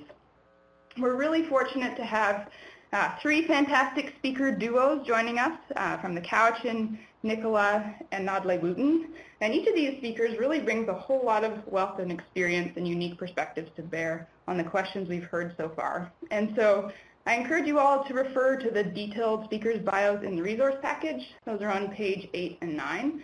But I'll just introduce you to them all briefly here. So first up from the Cowichan Watershed Board, we'll hear from Tom Rutherford and Lydia Whitson. Tom's the Executive Director of the Cowichan Watershed Board and has been involved in building partnerships to support community empowerment and salmon and watershed sustainability for almost 40 years. And Lydia is the Principal for Whitson Consulting and former Chair of the First Nations Health Authority Board of Directors. She has more than 20 years of experience in leadership positions in Indigenous governance in BC and throughout Canada, including serving as elected Chief of the Cowichan Tribes for 8 years. Next up, we're going to move over to the Nicola Watershed, and we'll hear from Chief Aaron Shumahetsa and Chris Walder about the Nicola Watershed Governance Pilot. So Chief Shumahetsa has been Chief of the Lower Nicola Indian Band since 2013, and prior to that, he also served as a council. And during his tenure as Chief, he's been really instrumental in coordinating the 5 Nicola Chiefs to work together on shared interests. Chief Shumahetsa holds a BA Environmental Studies from California State University and a law degree from UBC Law School. And Chris Walder has been a resource manager for the Cascades Natural Resource District for the past 11 years and has been actively involved in managing water and land resources in the district, including as the statutory decision maker authorizing the use of land and water resources. And then third, we'll hear from Michelle Tung and Chief Larry Newski about the Nodley-Wooten and Stalatin water management regime. So Chief Larry Newski is the Chief of the Nodley-Wooten First Nation located in north central BC. He was elected to council first in 1992 and has served Nodley-Wooten in various capacities since, including band manager, councillor, pipeline coordinator, and chief. And Michelle Tung has been working for Upper Fraser First Nations for over the last 6 years. She's got extensive experience in Indigenous interests related to environmental assessment, natural resource management, and governance. And so one of her key roles is as manager of environmental programs for the Upper Fraser Fisheries Conservation Alliance. So we're clearly in good hands with these speakers. Just briefly in terms of format, we'll have an opening 10-minute presentation from each of the 3 initiatives, where these folks will share some key elements of their approach and some main lessons learned. And then we'll move into a moderated discussion and Q&A. So again, write your questions in the chat box on an ongoing basis for all the panelists as they come up, and then I'll compile in discussion for the question and answer period after. And also just for your reference, there's some context and basic background information on each of these 3 initiatives in your resource package if you want to follow along. And so with that, I'll turn things over to Tom and Lydia in the Cowichan. So Tom and Lydia, you can go ahead and push *6 to unmute yourselves and take it away. Thank you very much. It's Tom Rutherford here, and I would like to first of all acknowledge all the good work that the Polis folks have put into making this possible for all of us. And I would also like to acknowledge that Lydia and I are speaking to you from the unceded traditional territory of the Cowichan people. I would like to I'm going to start off, and I'd like to really quickly go through where the Watershed Board came from and what it's up to. So the Watershed Board started off in the parking lot of these offices in 2003. It was our first large water crisis. The river was running dry. Cowichan Tribes was in fact trucking to hook up the river because they couldn't swim up, and Fisheries and Oceans had approached the Catalyst pulp mill and said, you guys have to shut down. Catalyst said, no, we're not interested. The province engaged and said they have every legal right to the water. The union engaged and said, we're going to walk off the job because we don't want to destroy the river. And then Cowichan Tribes informed everybody it was their river, their fish, they would tell us what to do. After a particularly animated meeting, a bunch of us met in the parking lot and said, this sucks. There has to be a better way of doing our business than lawyering up and duking it out in court. And that was the start of a process that involved partners trying to work together to get something done on the ground. One of the immediate things that came to light was that water is really complex. We needed a plan. And so partners, including Cowichan, the Regional District, DFO, MOE, and the Pacific Salmon Commission, all put money on the table, and we engaged in a 3-year planning process to produce the Cowichan Basin Water Management Plan, which is a great plan.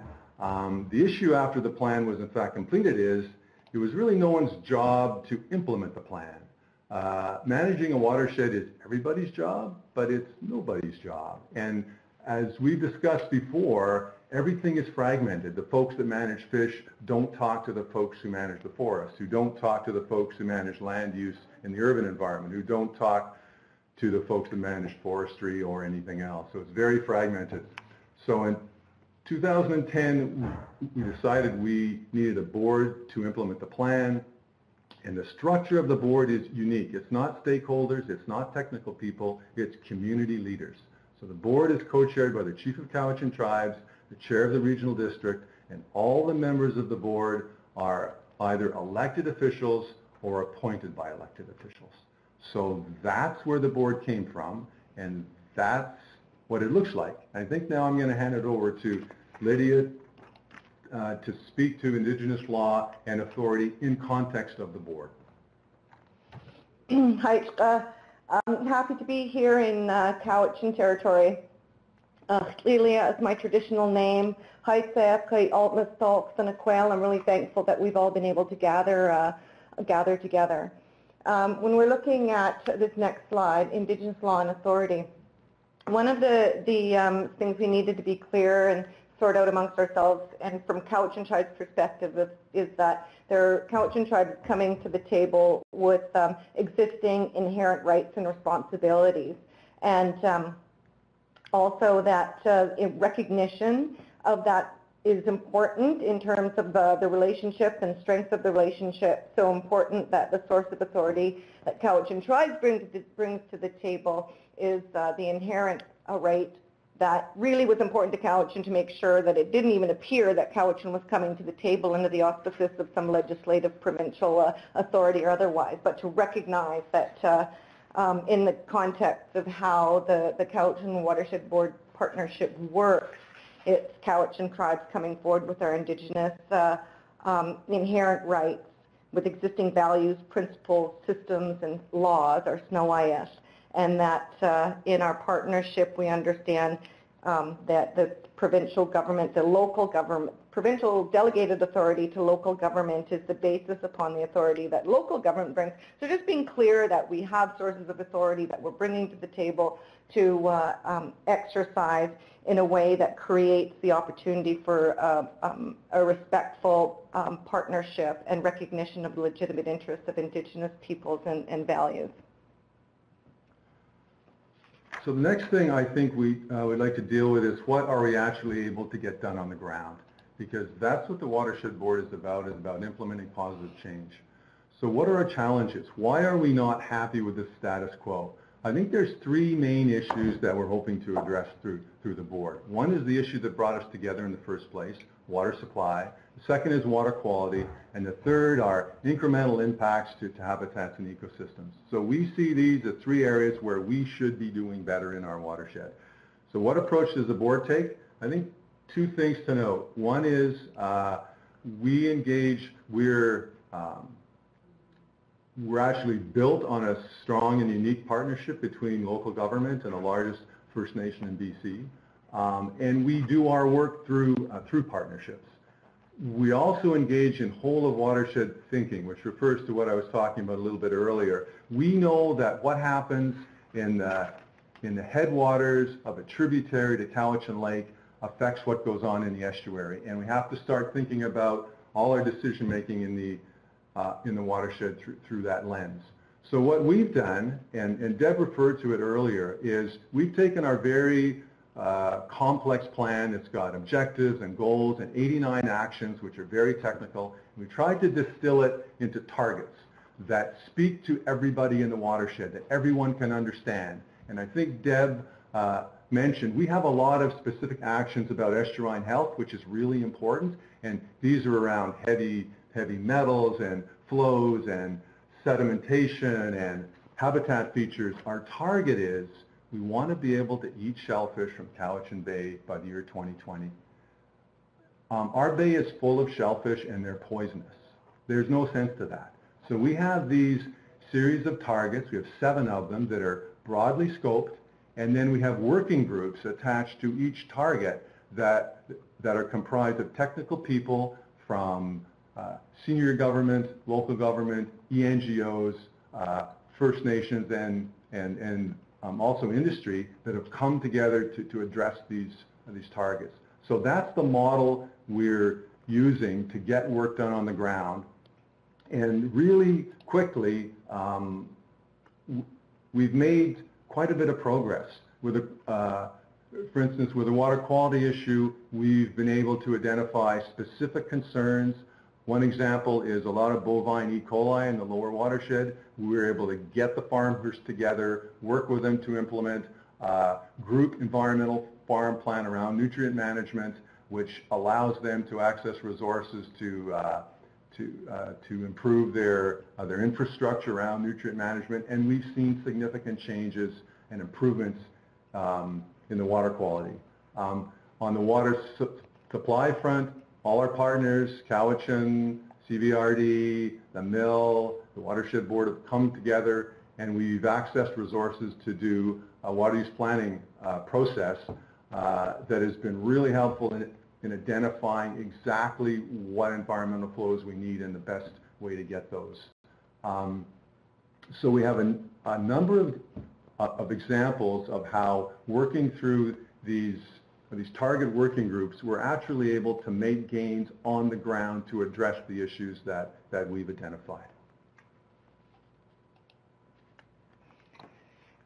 When you look at the really short, medium, and long-term goals in moving us forward, there's a significant amount of work that's gone into building the relationship between and understanding the relationship between Indigenous peoples and the Crown, but also understanding and building and strengthening relationship with local government in terms of understanding the opportunities there to work together. Also looking at, as Tom referred to, ensuring that we're doing the work to achieve and maintain our targets. So it's really key, as Tom had mentioned, with respect to the working groups under each target, that Indigenous knowledge and application of Indigenous knowledge sits next to the technical local knowledge and champions for the sustainability of our watershed. Further, the business of doing this work of reconciliation to ensure that when we talk about reconciliation, we can demonstrate one, recognition. The work to build and strengthen our relationships has included the updating of our governance manual that includes recognition, explicit recognition of Cowichan's inherent right and responsibility, but also has our own language. We've incorporated our own language through a statement. We've also turned to a principle of one of the principles or standards of Cowichan tribes called Nutsamot, and incorporated that as a principle in the governance manual that we're all updating in the decision making, so an active voice of Indigenous people in a meaningful way in terms of the chief co-chairing the watershed board with the chair of the CVRD. Also representation, ensuring that in the body of the watershed board, the adequate representation and voice of Indigenous people, including the chief as co-chair and members of the Cowichan Tribes Council that are also all participating with the overall direction of healthy watersheds supporting healthy community, and that we're all invested and reliant on Mother Nature. So really quickly to sum up, three major lessons from each of us. From me, the effectiveness of the board is all about the partnership, and it's all about learning together. It's all about acknowledging each other and agreeing that water is so important. It's something we have to find a way to work together on, because individual entities don't have the resources or the capacity to do it. We need to work together. Secondly, and we've spoken about this earlier in the forum, the combination of strong science, which includes traditional knowledge, is very, very important. We want to be making our decisions using good information, and sometimes that comes from analysis, sometimes it comes from the elders, but we want to be making decisions using good information, not emotion. And then thirdly, some of us have been involved in this for decades, and things don't move as quickly as you would like. And my personal philosophy is, as long as you're moving in the right direction, it's okay if you're taking smaller steps. And I am strongly convinced that this model of working together is the right way to go, and that we are making progress, and I'm willing to be patient. Just in summary, again, in addition to what Tom has said, the aspect, to understand that the Indigenous voice and values and incorporating those in a meaningful way are really critical to success in terms of the collective strength that we can accomplish. Two, we know that there's capacity issues. Indigenous peoples, as a result of the colonial exercise, are rebuilding, so we do need to support and ensure that there's capacity. I know around the table, and I'm speaking specifically for Indigenous peoples to be able to engage in meaningful decision-making in the structures that they work through. And then last, having a plan. We have to be able to sit down together and have that short, medium, and looking forward a generation in terms of the thinking that we do. So thank you, Haitsepka, for your time. Haitsepka, and I think we'll hold the questions until the end. Thank you very much. Thanks so much, Tom and Lydia, for that really great look at the inspiring work the CWB is advancing and the foundation of partnerships there. And so I'll just ask you folks to go back on mute, and for Chris and Chief Shumahetsa to push *6 and unmute yourselves, and we'll move on to the Nicola example. Good afternoon. This is Chris Walder. Good afternoon. This is Chief Aaron Shumahetsa of the Lower Nicola Band. And we're going to talk to you about the Nicola Watershed Pilot and MOU that's been recently signed with the Nicola Chiefs. I'm going to start off by talking a little bit about the background, how we got to that, and basically what happened was a BC Freshwater Legacy Initiative approached the province looking to co-fund a partnership to advance interest in watershed management with First Nations. As a result of that, government did a scan around the province and determined one of the best places this would be successful in happening would be in the Nicola Valley, and as a result, here locally, the province approached the Nicola Chiefs, the Lower Nicola Indian Band, Upper Nicola Indian Band, Coldwater Indian Band, Newich, and Shaken Indian Bands. It was a multi-ministry initiative through Forest Lands, Natural Resource Operations and Rural Development, Environment, and Ministry of Indigenous Reconciliation.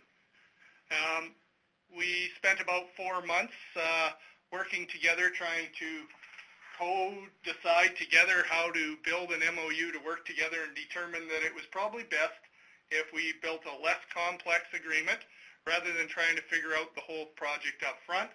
And the MOU was more defined around the relationship and how we would work together, and it set in motion how we would work together, learn, and we still had lots of things to build. And so it was going to be co-developed and co-designed after the MOU. Some of the things that made us interested in this project was Merritt has lots of water issues.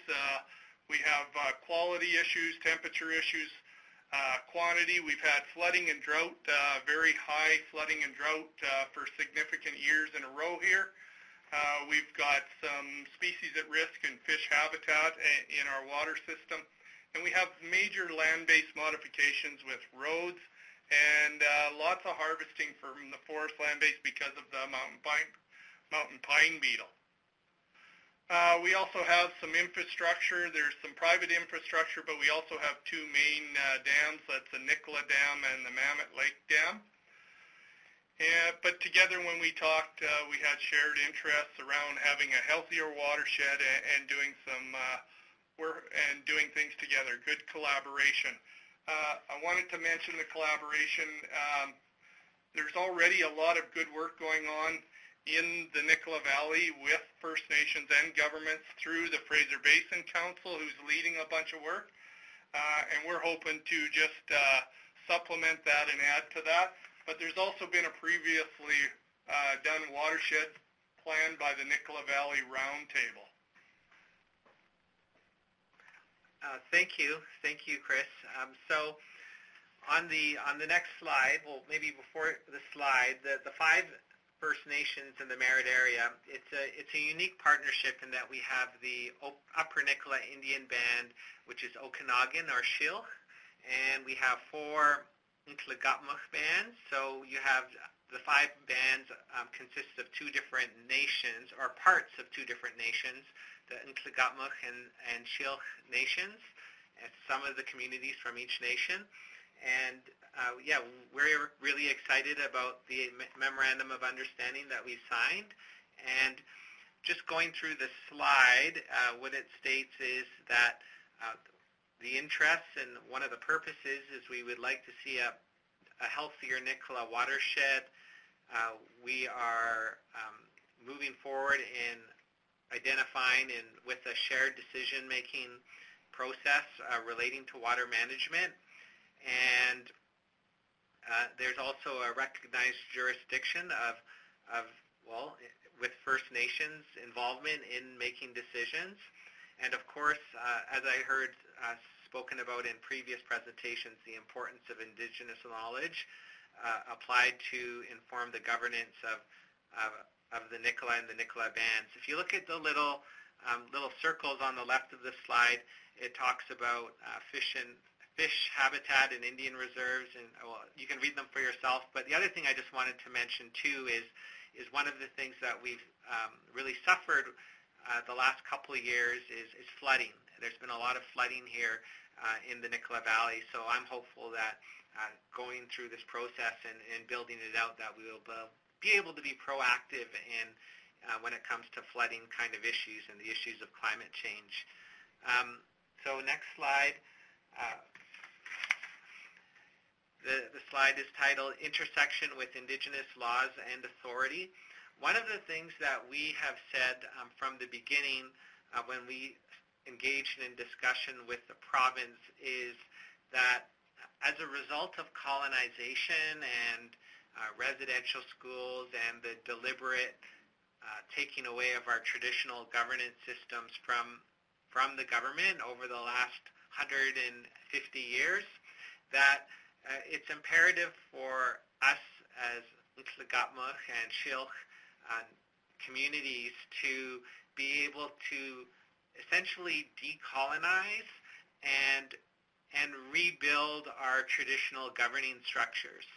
So if you look at the slide, it talks about our traditions and our stories. In our language, Nklagutmuch, we call it Shpetekl, but incorporating revitalizing our traditional laws so that they can apply to the decisions that we make through this MOU, and as we solidify the processes in terms of how we're going to work in partnership with the province. And as many people know, it's really our traditional stories, creation stories, and historical stories in our Indigenous language and culture that really is the foundation of our traditional laws. Thanks, Aaron. I think that's excellent. And what's going to be interesting is the journey for all of us. As everybody knows, the province of British Columbia has quite a bit of legislation that deals with water management, and somehow we're going to be in a journey that'll take us from looking at the traditional stories, values, and customs and the Indigenous law and how it meshes with today's legislation by the province and federal government, and hopefully we can find a way to coexist them together and come up with a healthier watershed. So, with that in mind, we did come to a common goal that we wanted access to clean, safe water for people, fish, wildlife, for now and for future generations. And as people know, people use a lot of water for a lot of different things, and so we can't. None of us can survive without it. So I think that'll be the important step that we need to pay attention to. And next slide, addressing key water issues in the Nicola Valley. One of the things that I think we had to work through, and it's actually been really great working with the province through the MOU, and I look forward to seeing what happens in the coming months and years, is we have had to develop a relationship and create a level of trust amongst the parties. And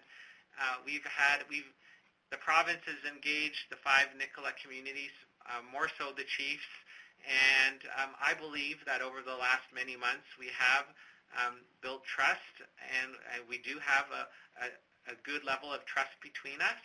And the relationships that we have are strong. And the first bullet in the slide states we want to focus on collaboration rather than an adversarial or positional approach. I fundamentally believe that we all really want the same thing in the valley. This is a unique watershed, and I believe that if we look at common interests and look at ways to build consensus, I believe it'll be successful. And so when we talk about co-developing the government-to-government framework, that's what we're keeping in mind as we do that. The other thing that's very important in building this relationship is there's always concern from outside interests, or you could even call them stakeholders, that their concerns may not be addressed. And through our discussions with the province, I believe that we want the same thing as well, in terms of we want to ensure that stakeholders are not going to be ignored. They're going to be actively involved in this pilot and this co-governance model. And that'll be part of the work that we're going to be doing over the coming years to make sure we move forward with the stakeholders. Thanks, Aaron. So key lessons so far. I think we've talked about, we know there's going to be some unknowns out there, and we're going to be prepared to work together to deal with them. We've been co-designing the process right from the beginning. We haven't, government didn't come with a plan. We came with an idea to work together, and that's what we're trying to do, is build it from here. We know that because of current legislation and things, that there may be some existing legislative frameworks that may create some challenges for us, but we're willing to work through them and figure out how to make things work. We also know that it's challenging if we don't keep our communication up, both internally and with stakeholders. If you don't communicate, people make things up, and it's not always positive. And we also know that this wouldn't be successful if we didn't have the proper resourcing, especially building that First Nations capacity to engage and implement this, to make sure First Nations and government are on the same level working together. I think that's all we had, so thank you. And in our language, in Tlagatmuk, it's Kuksteep, actually means thank you from both of us. So thank you. Wonderful. Thanks so much to you both. That was a great overview of your emerging and building partnership. And so, Michelle, I think we'll hand it over to you. I know Chief Newski hasn't been able to join yet, but I know he will do a great solo job here. So if you just want to go ahead and push *6, and you can take it away. Okay. Thanks, Rosie. Can you hear me okay? I sure can. Yep. Great. Okay. Hi, everybody. Thank you so much for taking the time to listen to this presentation. This is definitely the largest group phone call I have ever been on. I do really apologize that Chief Newski has not been able to join us in the end, and I particularly regret it because he'll be the first to say it. He is much, much funnier than I am. So we really do have a bit of a loss, in addition to his deep history and connection with this policy, but I will do my best. Okay, so I'll just wait for the presentation to pop up.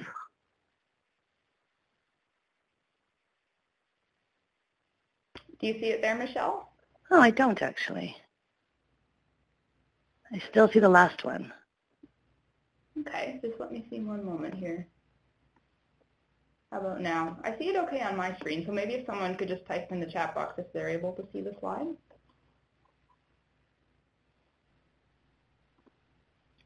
I am frozen, maybe frozen on the last one. Okay, it seems like we're having just a minor technical difficulty, so I'm going to pause just for a moment and see if we can reestablish things here.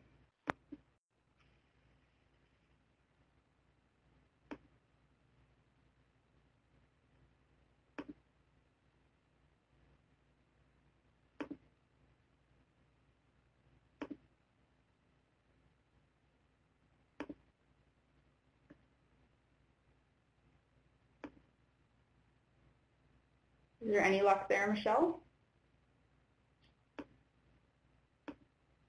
Not yet. Not yet, okay.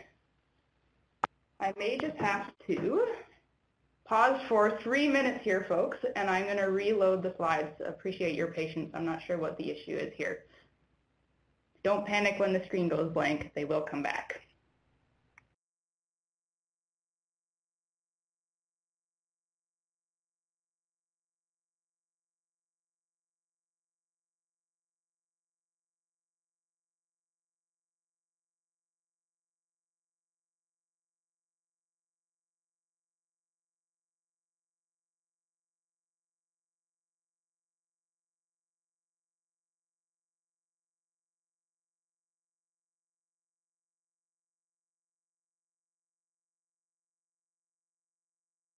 So I'm seeing some folks saying pushing play, which is a feature of Adobe Connect I wasn't even sure that existed. But there is a little play button that perhaps you folks can see on the right of your screen.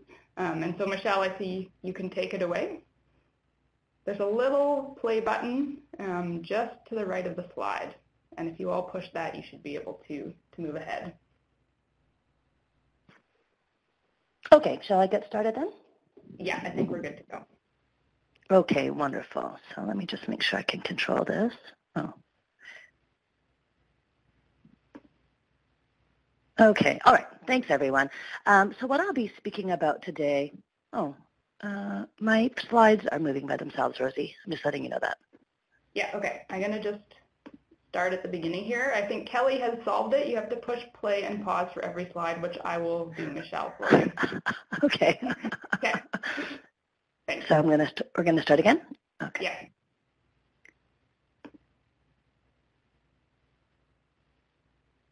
So I will back it up. Sorry, everybody.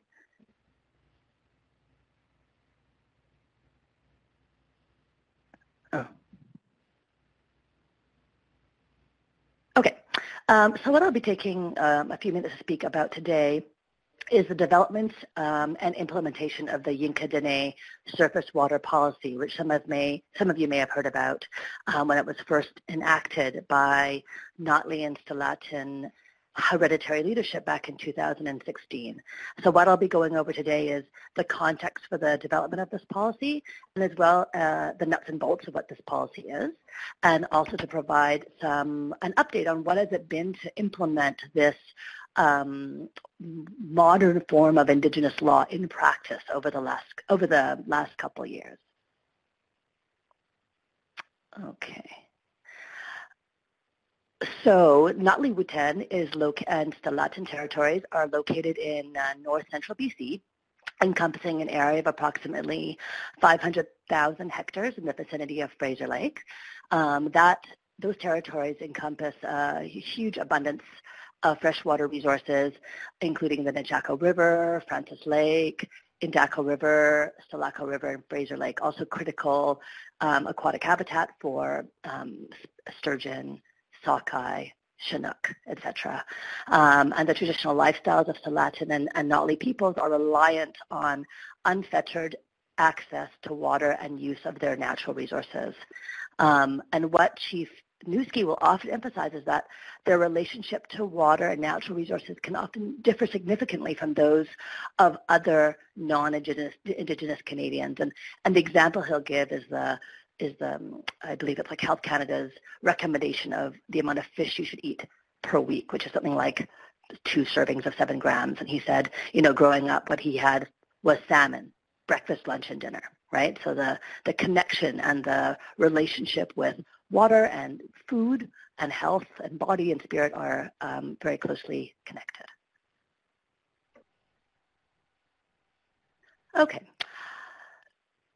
So Yinka Dene laws have governed the collective territories for thousands of years, and members of Notlay, Wuten, and Stalatin are affiliated with clans that include hereditary leaders known as Uzatne, who are responsible for land and resource management territories known as Kea, and these are associated with extended family units.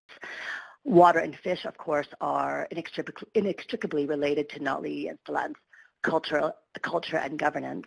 And back in 2016, Notlay and Stella hereditary leaders announced the enactment of the Yinka Dene surface water management policy, the first Aboriginal water management regime. And in the title of that press release, they highlighted opportunities for collaborative water management for all levels of government. Okay. So what is the Yinka Dene surface water policy? This is a quote from the policy itself, which I think is quite succinct. The policy itself is an expression of our living governance and laws. The health of surface waters throughout our territories and the life they sustain are of fundamental importance to our continued enjoyment of our Aboriginal title and rights. The policy was developed to fulfill our legal obligations as stewards and to respond to the ongoing impacts to surface water in our territories. One thing that I did want to note and that we did take out from this presentation just due to time constraints is that appended to the water policy is a water declaration, which is a declaration written by Notlay and Stalatin hereditary leaders. It was originally written in Carrier that set the principles of the hereditary leaders and directs you towards this water policy as the implementation of Aboriginal law. And what hereditary leaders and elders have told me is that this water policy represents the first time that their Aboriginal laws have been written down. And it's been really emphasized to me that so much care and thought needs to be taken in terms of how you then implement this practically. Okay, so what I'm going to provide now is a little bit of a context for where this policy came from, because I think it's quite helpful in understanding the objectives of the policy. Then I'll go through the policy itself and just a little bit of nuts and bolts description of how it works, and then I will give examples of how it's been implemented to date. Notlay and Stalatin's territories have experienced a wide range of impacts to the landscape and to water, including a major dam, the Kinney Dam, extensive logging, including pine beetle salvage logging, and mining. The Indako mine is one of the oldest mines in BC and has been operating in Notlay and Stalatin territories since 1965. Okay, the middle panel of this slide shows an article from the Vancouver Sun from 2014, and it is titled Indako Mine Effluent Affecting Aquatic Environment in North Central BC. The article references ministerial documents that demonstrate that the province had evidence of environmental pollution due to Indako's activities and is not regulating it. Okay? The Vancouver Sun had access to these documents because Notlay had become so frustrated by BC's inaction and lack of response to their concerns that they leaked the documents to the press. Okay, so this is not the indication of a system that was functioning from Notlay's point of view. On the right-hand side of the slide is the front of a brochure that Notlay then developed and circulated a few months later. And I'll just read that brochure to you. It is titled, Contaminating Our Waters, Water Quality Problems at the Indako Mine. The Mount Polley mine tailings breach was a preventable disaster that will have far-reaching impacts on the environment. Indako mine regularly discharges chronically toxic effluent with no consequences. Who is protecting our water? Okay, so from both these visuals, you can sense that this was prompted by, these are acts of frustration, right? And I'll just provide you with a little bit more context for this project. So this is, the formatting went a little bit funny from my view. Sorry, the little dots kind of went wonky. But anyways, this is an aerial picture, a recent picture of the Indaco mine site. So you can see there the large mega pit, which is several open pits that have merged together over several decades. And there are 6 discharge points to 5 creeks, and I'm sorry that those points have gone a bit wonky, but those 6 discharge points discharge effluent directly into small creeks that then flow directly into the Indaco River and Francis Lake.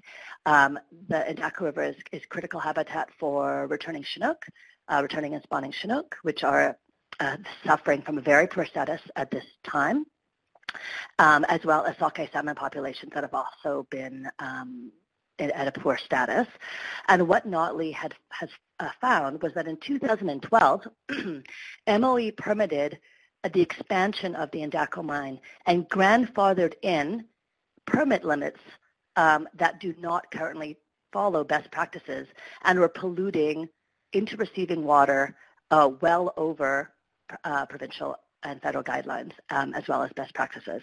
And what they also found was that the company's own scientific reports showed that discharged mine effluent was toxic to aquatic organisms, including fish, aquatic invertebrates, and plants, and pollution was shown to be affecting aquatic ecosystems in and around Francis Lake and Indaco River. In 2013, Notley, along with other First Nations, demanded that the province compel the company to follow best practices on monitoring and pollution, but they got no traction. Notley's concerns were just not addressed. And so the Indaco mine is, kind of a stark example of how Notley and Stellarton were just had such barriers to having their concerns met when it came to environmental management. And within that context, the concept of the policy was formed.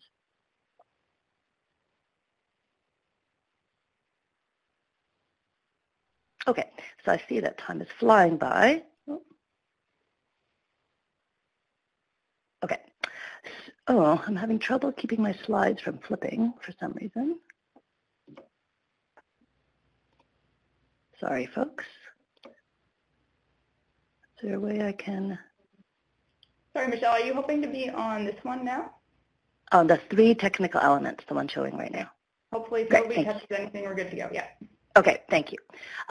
So I see that I don't have a lot of time, but this is, okay, so it's a graph, which can be boring, but I promise you this is very simple and actually really interesting. So the policy sets out a framework that consists of 3 distinct elements for managing the quality and flow of surface waters within the territories of Notley and Stellarton. I'm just going to walk through these 3 components really briefly, and I think it'll give you a good sense of what and how this works.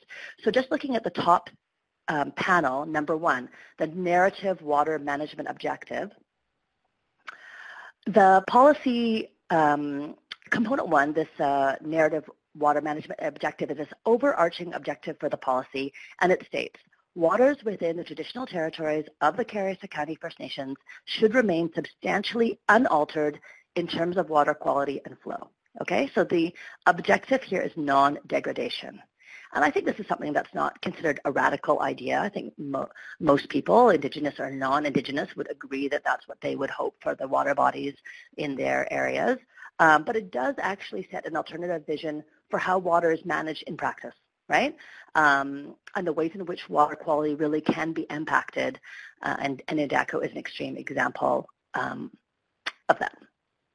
So that's the overarching objective for this policy, non-degradation. I'm going to now change slides. Okay, just to show component 2 very briefly, this is now the water classification system, and this is where you're kind of looking at what is essentially water planning. It's a classification system that divides water bodies into class 1, class 2, and class 3 categories based on spiritual importance, ecological sensitivity, cultural significance, etc. Okay, and you can see from this table very briefly that it integrates that it provides both a category and associated management goals.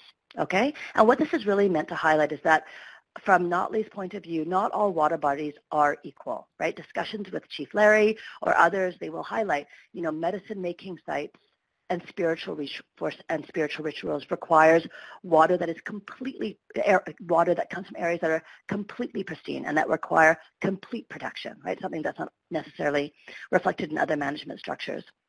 And out of this idea that some areas require more protection than others was the genesis for this classification system. And considerations for the classification system include, the spiritual and cultural importance to Carrie Sakani nations, what is the state of water quality and hydrology, is it used for drinking water, the ecological significance, etc. And here's where you see a system that integrates and reflects the knowledge and values of Notley and Tsilaten First Nations, and the categorization is done validated on the community level, okay? And what the management goals, the one thing I just wanted to note about the management goals is that these goals include protection of pristine areas and recovery of waters and restoration of habitat that has been degraded. So unlike, for example, the EA process where it's about, let's just take the existing state as baseline and then impact it a bit, but not too much. Let's just slowly make things a little bit worse over time. These goals explicitly reflects Notley and Tsilaten's values, which is some areas we want to protect completely, and everywhere else we're working for recovery. Okay, and then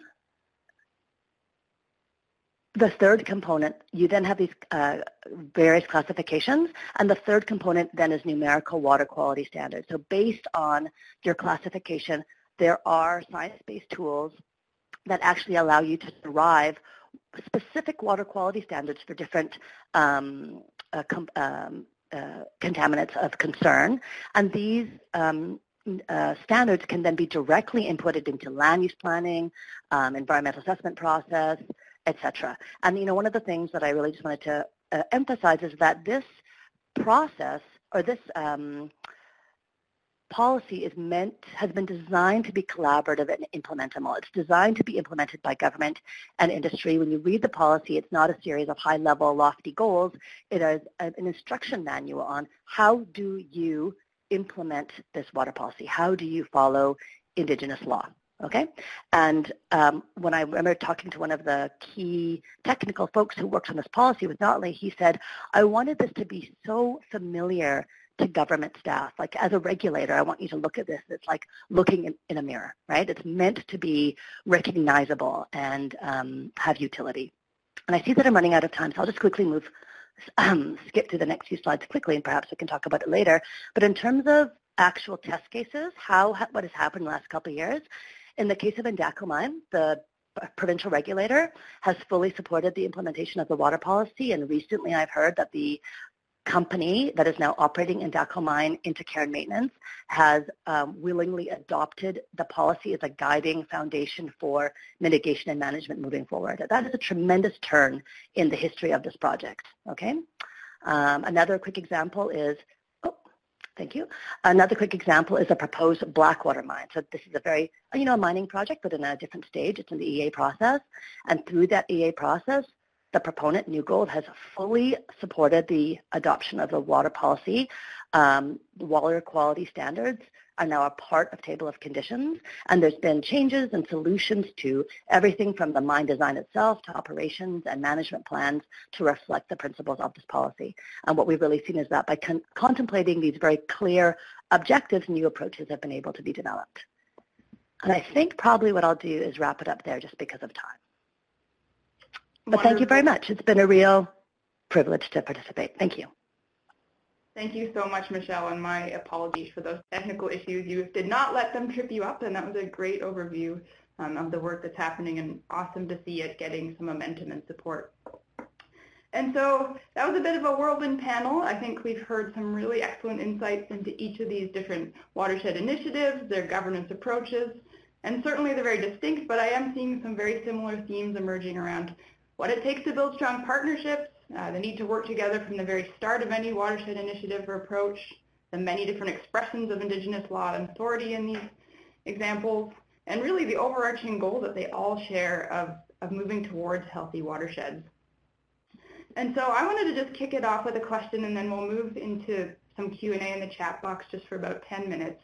But certainly in the first two presentations, this theme of trust came through really strongly, and as Tom mentioned, clearly it takes a lot of time and patience and learning And so I'd love to hear from each of these 3 initiatives some examples of how you actually have built trust along the way, some of the concrete things that you've done to achieve that.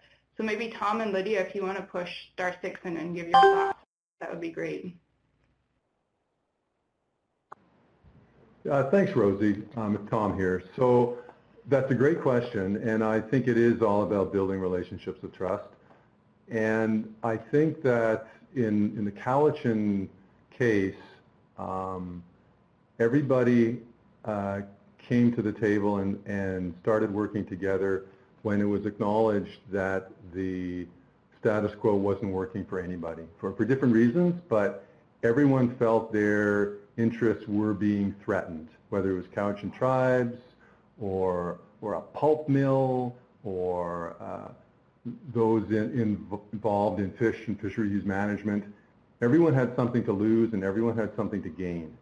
And I think that situation really forced people to sit down and talk to people they didn't know, maybe they didn't like, certainly people from different backgrounds. And so for us, like it doesn't sound very noble, but I think it was crisis that really started that process that has really resulted in a lot of benefits today. Lydia? Just to add briefly, I think when you approach the discussion or the relationship from this whole of watershed thinking, and we respect and understand nature does not stop at any particular jurisdictional line, I think getting to the point of understanding and accepting to a certain extent that we're all reliant on the the whole of watershed thinking. So taking it to a place of thinking holistically and understanding that we each respectively have a role and a responsibility and maybe different levels of authority, but given that we're all connected and reliant, we need to, we just don't have a choice. Mother Nature, I think, told us in the way she was acting, so I'll add that in. Great, thank you too. Chris and Chief Shumahetsa, did you have anything to add specifically on this question of building trust in these processes, what it takes, some examples of how? Thank you. This is Aaron. For us, you know, I believe just part of it is having honest dialogue, and you know, there's always things that, like little bumps or things that you might think the other party might be concerned about, and it's just good to have an open discussion and talk about it and work through it. And when we drafted the Memorandum of Understanding, the other thing is I mean, there was times where we were looking at, like, you know, as lawyers look at documents and they look at every single word, and like we basically decided, I think there was a leap of faith on both sides to say, you know, we're gonna agree to this, and you know, hopefully in the future, what I hope for is we never have to look at the MOU again, that we'll actually have a strong relationship to where, and we do have some more work we have to do, I mean, in terms of reference and those kind of documents, but a little bit of a leap of faith is how I would characterize it. Yeah, it's Chris here. I would agree. I would say that we're taking what each other are saying on faith, and we're trying to put the past things that have happened behind us and trying to move forward. And we're trying to show one another through actions. And so I'd say that's some of the biggest things we're doing. And we know that we're going to have challenges, and we've agreed that we will be patient with one another and share our feelings and make sure we work through things. Great, those are some really helpful perspectives. Thanks both. Michelle, did you have any thoughts on this question?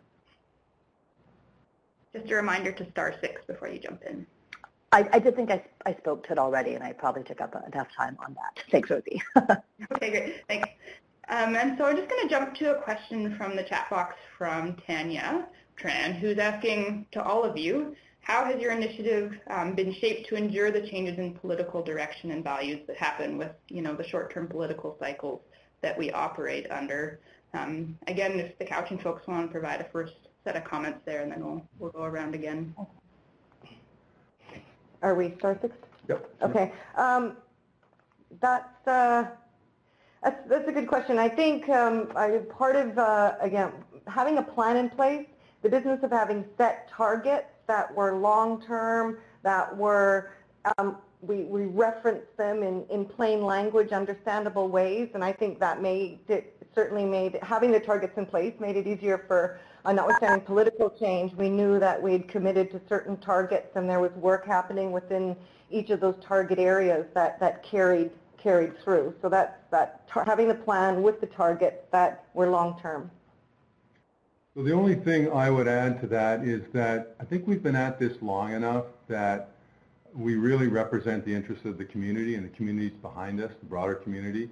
And that's a fair amount of momentum. And I would say it's enough momentum that allows us to carry through the changes in the political landscape. And that's come over time. But I think the Watershed Board really reflects the interests of the community, and that's really important and kind of insulates you from the to's and fro's of the politics. Thanks both.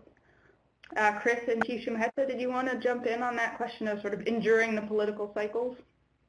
Sure, it's Chris here. I like the comments of the last speaker there. I agree that's one of the biggest things that'll keep things going is the community buy-in to what we're trying to do. But I'd also say that from my experience working for government for 30 years, that the trend is moving in this direction of co-governance and working together and communities' involvement in water management. And so I don't think the political change, we started this conversation with a previous government about doing this project, and now we've got the new government, and it hasn't changed the direction we're going, so I don't think there's any concerns there. And I would add that from my perspective, what's really important is having effective governing structures. That would be one thing that I think is really important. Another is the revitalization of Indigenous laws is also very important because as there's turnover on the provincial government side or with First Nation leadership, I'm hopeful that it's the laws and the principles themselves that will be the foundation for decision making versus personalities and opinions and that kind of thing. So those would be my thoughts. Great. Thank you both. Michelle, did you have any thoughts there? Sure, I appreciated the comments of the others. It certainly reflects our experience. One thing I will say is that I agree with the others that I don't, in our experience, in the time that the policy has been enacted, the political wins I don't think have been tremendously important. Again, as someone mentioned, this policy comes, it's not that it merely reflects the community interest, it is the product of community participation, the classification of, and the planning, and the plan that is derived from the policy comes directly from community members and is supported by community members. That's one aspect. And the other is that the Carriacou County First Nations are buffered politically by a collaborative agreement in place with the province that commits the province to sitting at the table and finding a way to implement co-governance. And within that context, we can see that both industry and government look to this policy as an opportunity, that this is a practical tool towards implementing reconciliation. Right? And in fact, Notley has been actively approached by other industries who are interested to look into how can this policy be implemented beyond, for example, the mining context. The chief forester for the Prince George Timber Supply Area, in her decision, recognized the Inkadene water policy and encouraged government and licensees to work with Notley and Stellatan to consider water policies when designing and implementing practices. So she saw ahead to that more landscape level approach, and also Larry and I, for example, have been engaged by oil and gas, an industry that's very interested to see, okay, how can we use this as a tool? So, I think that we're in the right environment. Great, thanks so much. And I know there's a lot of really good questions and dialogue in the chat box, and unfortunately we're not going to have time to get to them all today, but what we will do is make sure that they're captured in the summary resource package, and we'll follow up with the speakers to get some of their specific thoughts. But maybe just for a wrap-up, we'll go with Ian Rogalski's question, and Michelle, I'll pitch this to you first, and that's just, what is your experience working with scientific information to support your process, and importantly, are there key areas for improvement? Okay, thank you for that question. Yeah, so, and it actually relates to another question that I saw as well, which was why only a focus on surface water. But to answer that question, you know, when conducting the classifications for the water classifications in Notley territory to respond to Blackwater and to Endako, none of this will surprise you, but what you're really faced with is a real lack of existing data on small water systems, how water systems have changed over time, including water quality and water quantity. So, and the process is really limited by information generated through the EA process itself. So, you know, you can see the constraints on available information. When we look at implementing this process moving forward and look at implementing the adoption of water quality standards, a critical element is monitoring and data collection, and that's, you know, one of the areas in which collaboration with the province is going to be critical. Opportunities to collaborate with industry are going to be critical. But yeah, certainly lack of good baseline data and the ability to monitor adequately is going to be is certainly a major priority. Great, thanks, Michelle. Chris and Chief Shumahesa, did you have any thoughts specifically around key areas for improvement on scientific information and data? Some main gaps you're looking to fill? I think we have some ideas, but I don't think we're ready to share them, because I think we're still going to, that's part of the pilot, is we're going to explore those together and figure out what we need to do. Great. And Tom and Lydia, any thoughts on this question? Just a reminder to *6 before you start chatting. So we're relatively lucky here in the Cowichan. We have pretty robust data sets around hydrology, stock assessments for salmon. I would say there's never enough data, and where we have seen data gaps, the board has accessed third-party funding that's allowed us to start to address those. I would say, though, that it's important that the data is used properly. A really quick example, we've got a 63-year set of data that outlines hydrology in the Cowichan watershed, rainfall, river flows, snowpack. In our water use planning process, we decided not to use it. And instead, we're using forecast data from the PKIC folks at UVic, because we're not planning for 1986, right? We're planning for 2050. So it's great to have data, and it's great to have it available, but I think we all need to, you know, use it intelligently. And I know I've learned a tremendous amount from speaking to Cowichan people who have a lot of knowledge, traditional knowledge, that I don't have as someone who has a background in Western science. And I think it's really important to balance perspectives. I'll just add to that. I think that just briefly, the business of being able to actually get more cumulative impacts in an aggregate way, so we start to get some better look at overall impacts. And then also, we've got a particular challenge in terms of access to data, because we've got a lot of private forest land, privately held forest land, and we don't necessarily have access or the connection in terms of the free flow of data that way. Great, thank you all. And Michelle just has one final comment she wants to make, and then we're going to turn it over for the closing. And rest assured, I'm seeing all the questions coming through, and they will be saved and follow up. So Michelle, I'll let you make your final comment here. Great. Can you hear me? Yeah, I sure can. Oh, great. Thank you. Yeah, just my last final question, and I just threw up the map of Notley there, and the last speaker helpfully mentioned cumulative effects. One of the main things that we're doing with the water policy is looking at how we can use spatial information to characterize the level of sensitivity of watersheds to additional change and the degree to which they've been impacted already. So the map, for example, that we're showing is just one for road density and how it relates to risk to aquatic and terrestrial values, and you can see that in Notley, the majority of the territory is already highly impacted by road density. So to say only one more transmission line or one more road doesn't make a big difference, you can see that does not make sense. That in fact, the state of Notley's watersheds are already impacted beyond where they're headed to go. So as the last speaker said, really we're working to pulling together layers of spatial information that can inform the community in terms of how they want to classify their watersheds and use that to direct management decision making.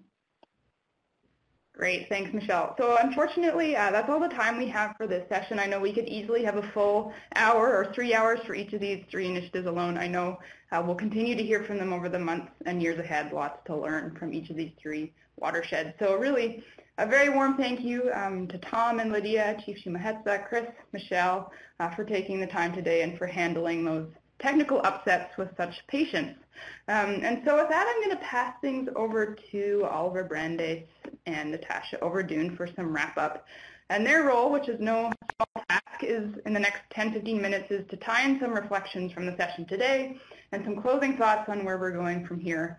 So Oliver, as you know, is the co-director of the POLIS Project on Ecological Governance and the lead of the Water Sustainability Project.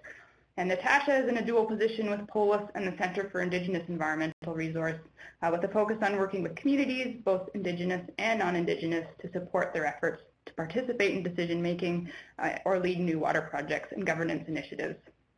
And so collectively, they got a number of years of experience supporting on-the-ground initiatives across all stages, and so I'm looking forward to their final comments. So over to you, Oliver and Natasha.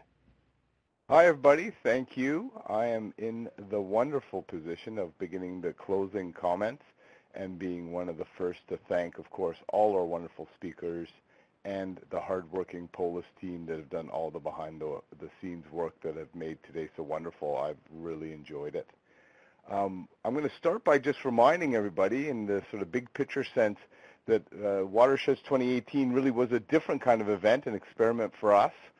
Innovation in action as we tried to do something virtual to engage people with our same themes, but it really was a bundle of activities. So it was like you've been attending a conference just over the last 6 months with webinars, a Columbia River Treaty Forum, science policy workshops, movie and a panel, keynote lecture, and of course all the work we did today. So just to give you a sense of something different, and of course we'll be gathering all that information together. So in the context of all that, we saw some things that are very familiar to most of us, that we have some real water challenges, and we need to be thinking about some of our problems and challenges in a whole different way. There are 3, I think, takeaway points, these cross-cutting points. Many of you who have worked with me or seen me in action know that these are themes that I often come back to, and certainly the whole bundle of Watersheds 2018, the 7 events, and today we see some themes, right, that we are entering this age of adaptation, that resilience and taking uncertainty seriously are our only option. We know that water matters. I know that I'm speaking to the converted here, but we need to emphasize that, and that those impacted really want to say, and that shared decision-making is really not an if, but a when question. Let's be the architects of our freshwater future, and that things are going to be changing and changing rapidly, and we need to be thinking differently about these situations. I'm going to just jump ahead to really emphasize in our last few minutes an interesting point, and that is we need to be thinking about transformation, innovation, and thinking like a watershed in a whole different way. We know that we've been trying to do this at POLIS for many years now, with many people having contributed, but it's really time, I think, where we're thinking about the province, Indigenous laws, federal, Crown laws, all working together in new and interesting ways. The final piece that I want to talk about is this slide may be familiar to some of you, Anyone who's attended our previous Watersheds 2014 in the Cowichan or Watersheds 2018, 2016, and now today Watersheds 2018. At the end of Watersheds 2016, I was also in the privileged position of making some concluding remarks. And what I did is what I'd call an overly optimistic set of predictions. So where would we be in Watersheds 2018? Well, here we are at Watersheds 2018. These were the promises I made 2 years ago and 4 years ago at Watersheds 2014. Time to take stock. So first off, I do think the first point, citizens and communities have increased H2O IQ, as I call it, so I think that's a positive. The next sort of prediction was about improved governance, collaborative decision-making happening at all levels, sustainable funding, partnerships galore. I'd have to say at this point there's still some question marks, but I think we've seen some improvements. Certainly the examples we've heard today, the Nicola pilot is one, but as many others that we've heard about show us that we have some positive steps in this direction. I also had hoped for inclusive and binding watershed planning and real engagement for First Nations and communities. I have to say at this stage we might not have achieved that yet. We still have some work to do. And to the question of firm legal protections for water, for nature and fish, and independent oversight, I think we've seen some positive steps, both in a number of formal organizations like the Auditor General and some comprehensive reviews, for example, in the Hulkar Aquifer. But we have some ways to go, but some of the legal protections in the new Water Sustainability Act, as an example, are beginning to point us in the right direction. So I'm going to put a modest up arrow, trending in the correct direction. And finally, do we have learnings from watershed governance pilot projects? Well, I had hoped plural projects. We have one underway, and I think we are learning. We have hopefully a flash of innovation that will come from there and that will inform as we move from one pilot to 3 pilots to a whole program that covers our province. And with that, I'm going to pass it over to Natasha to give us the last few thoughts, and thank you again to everybody. Thanks, Oliver.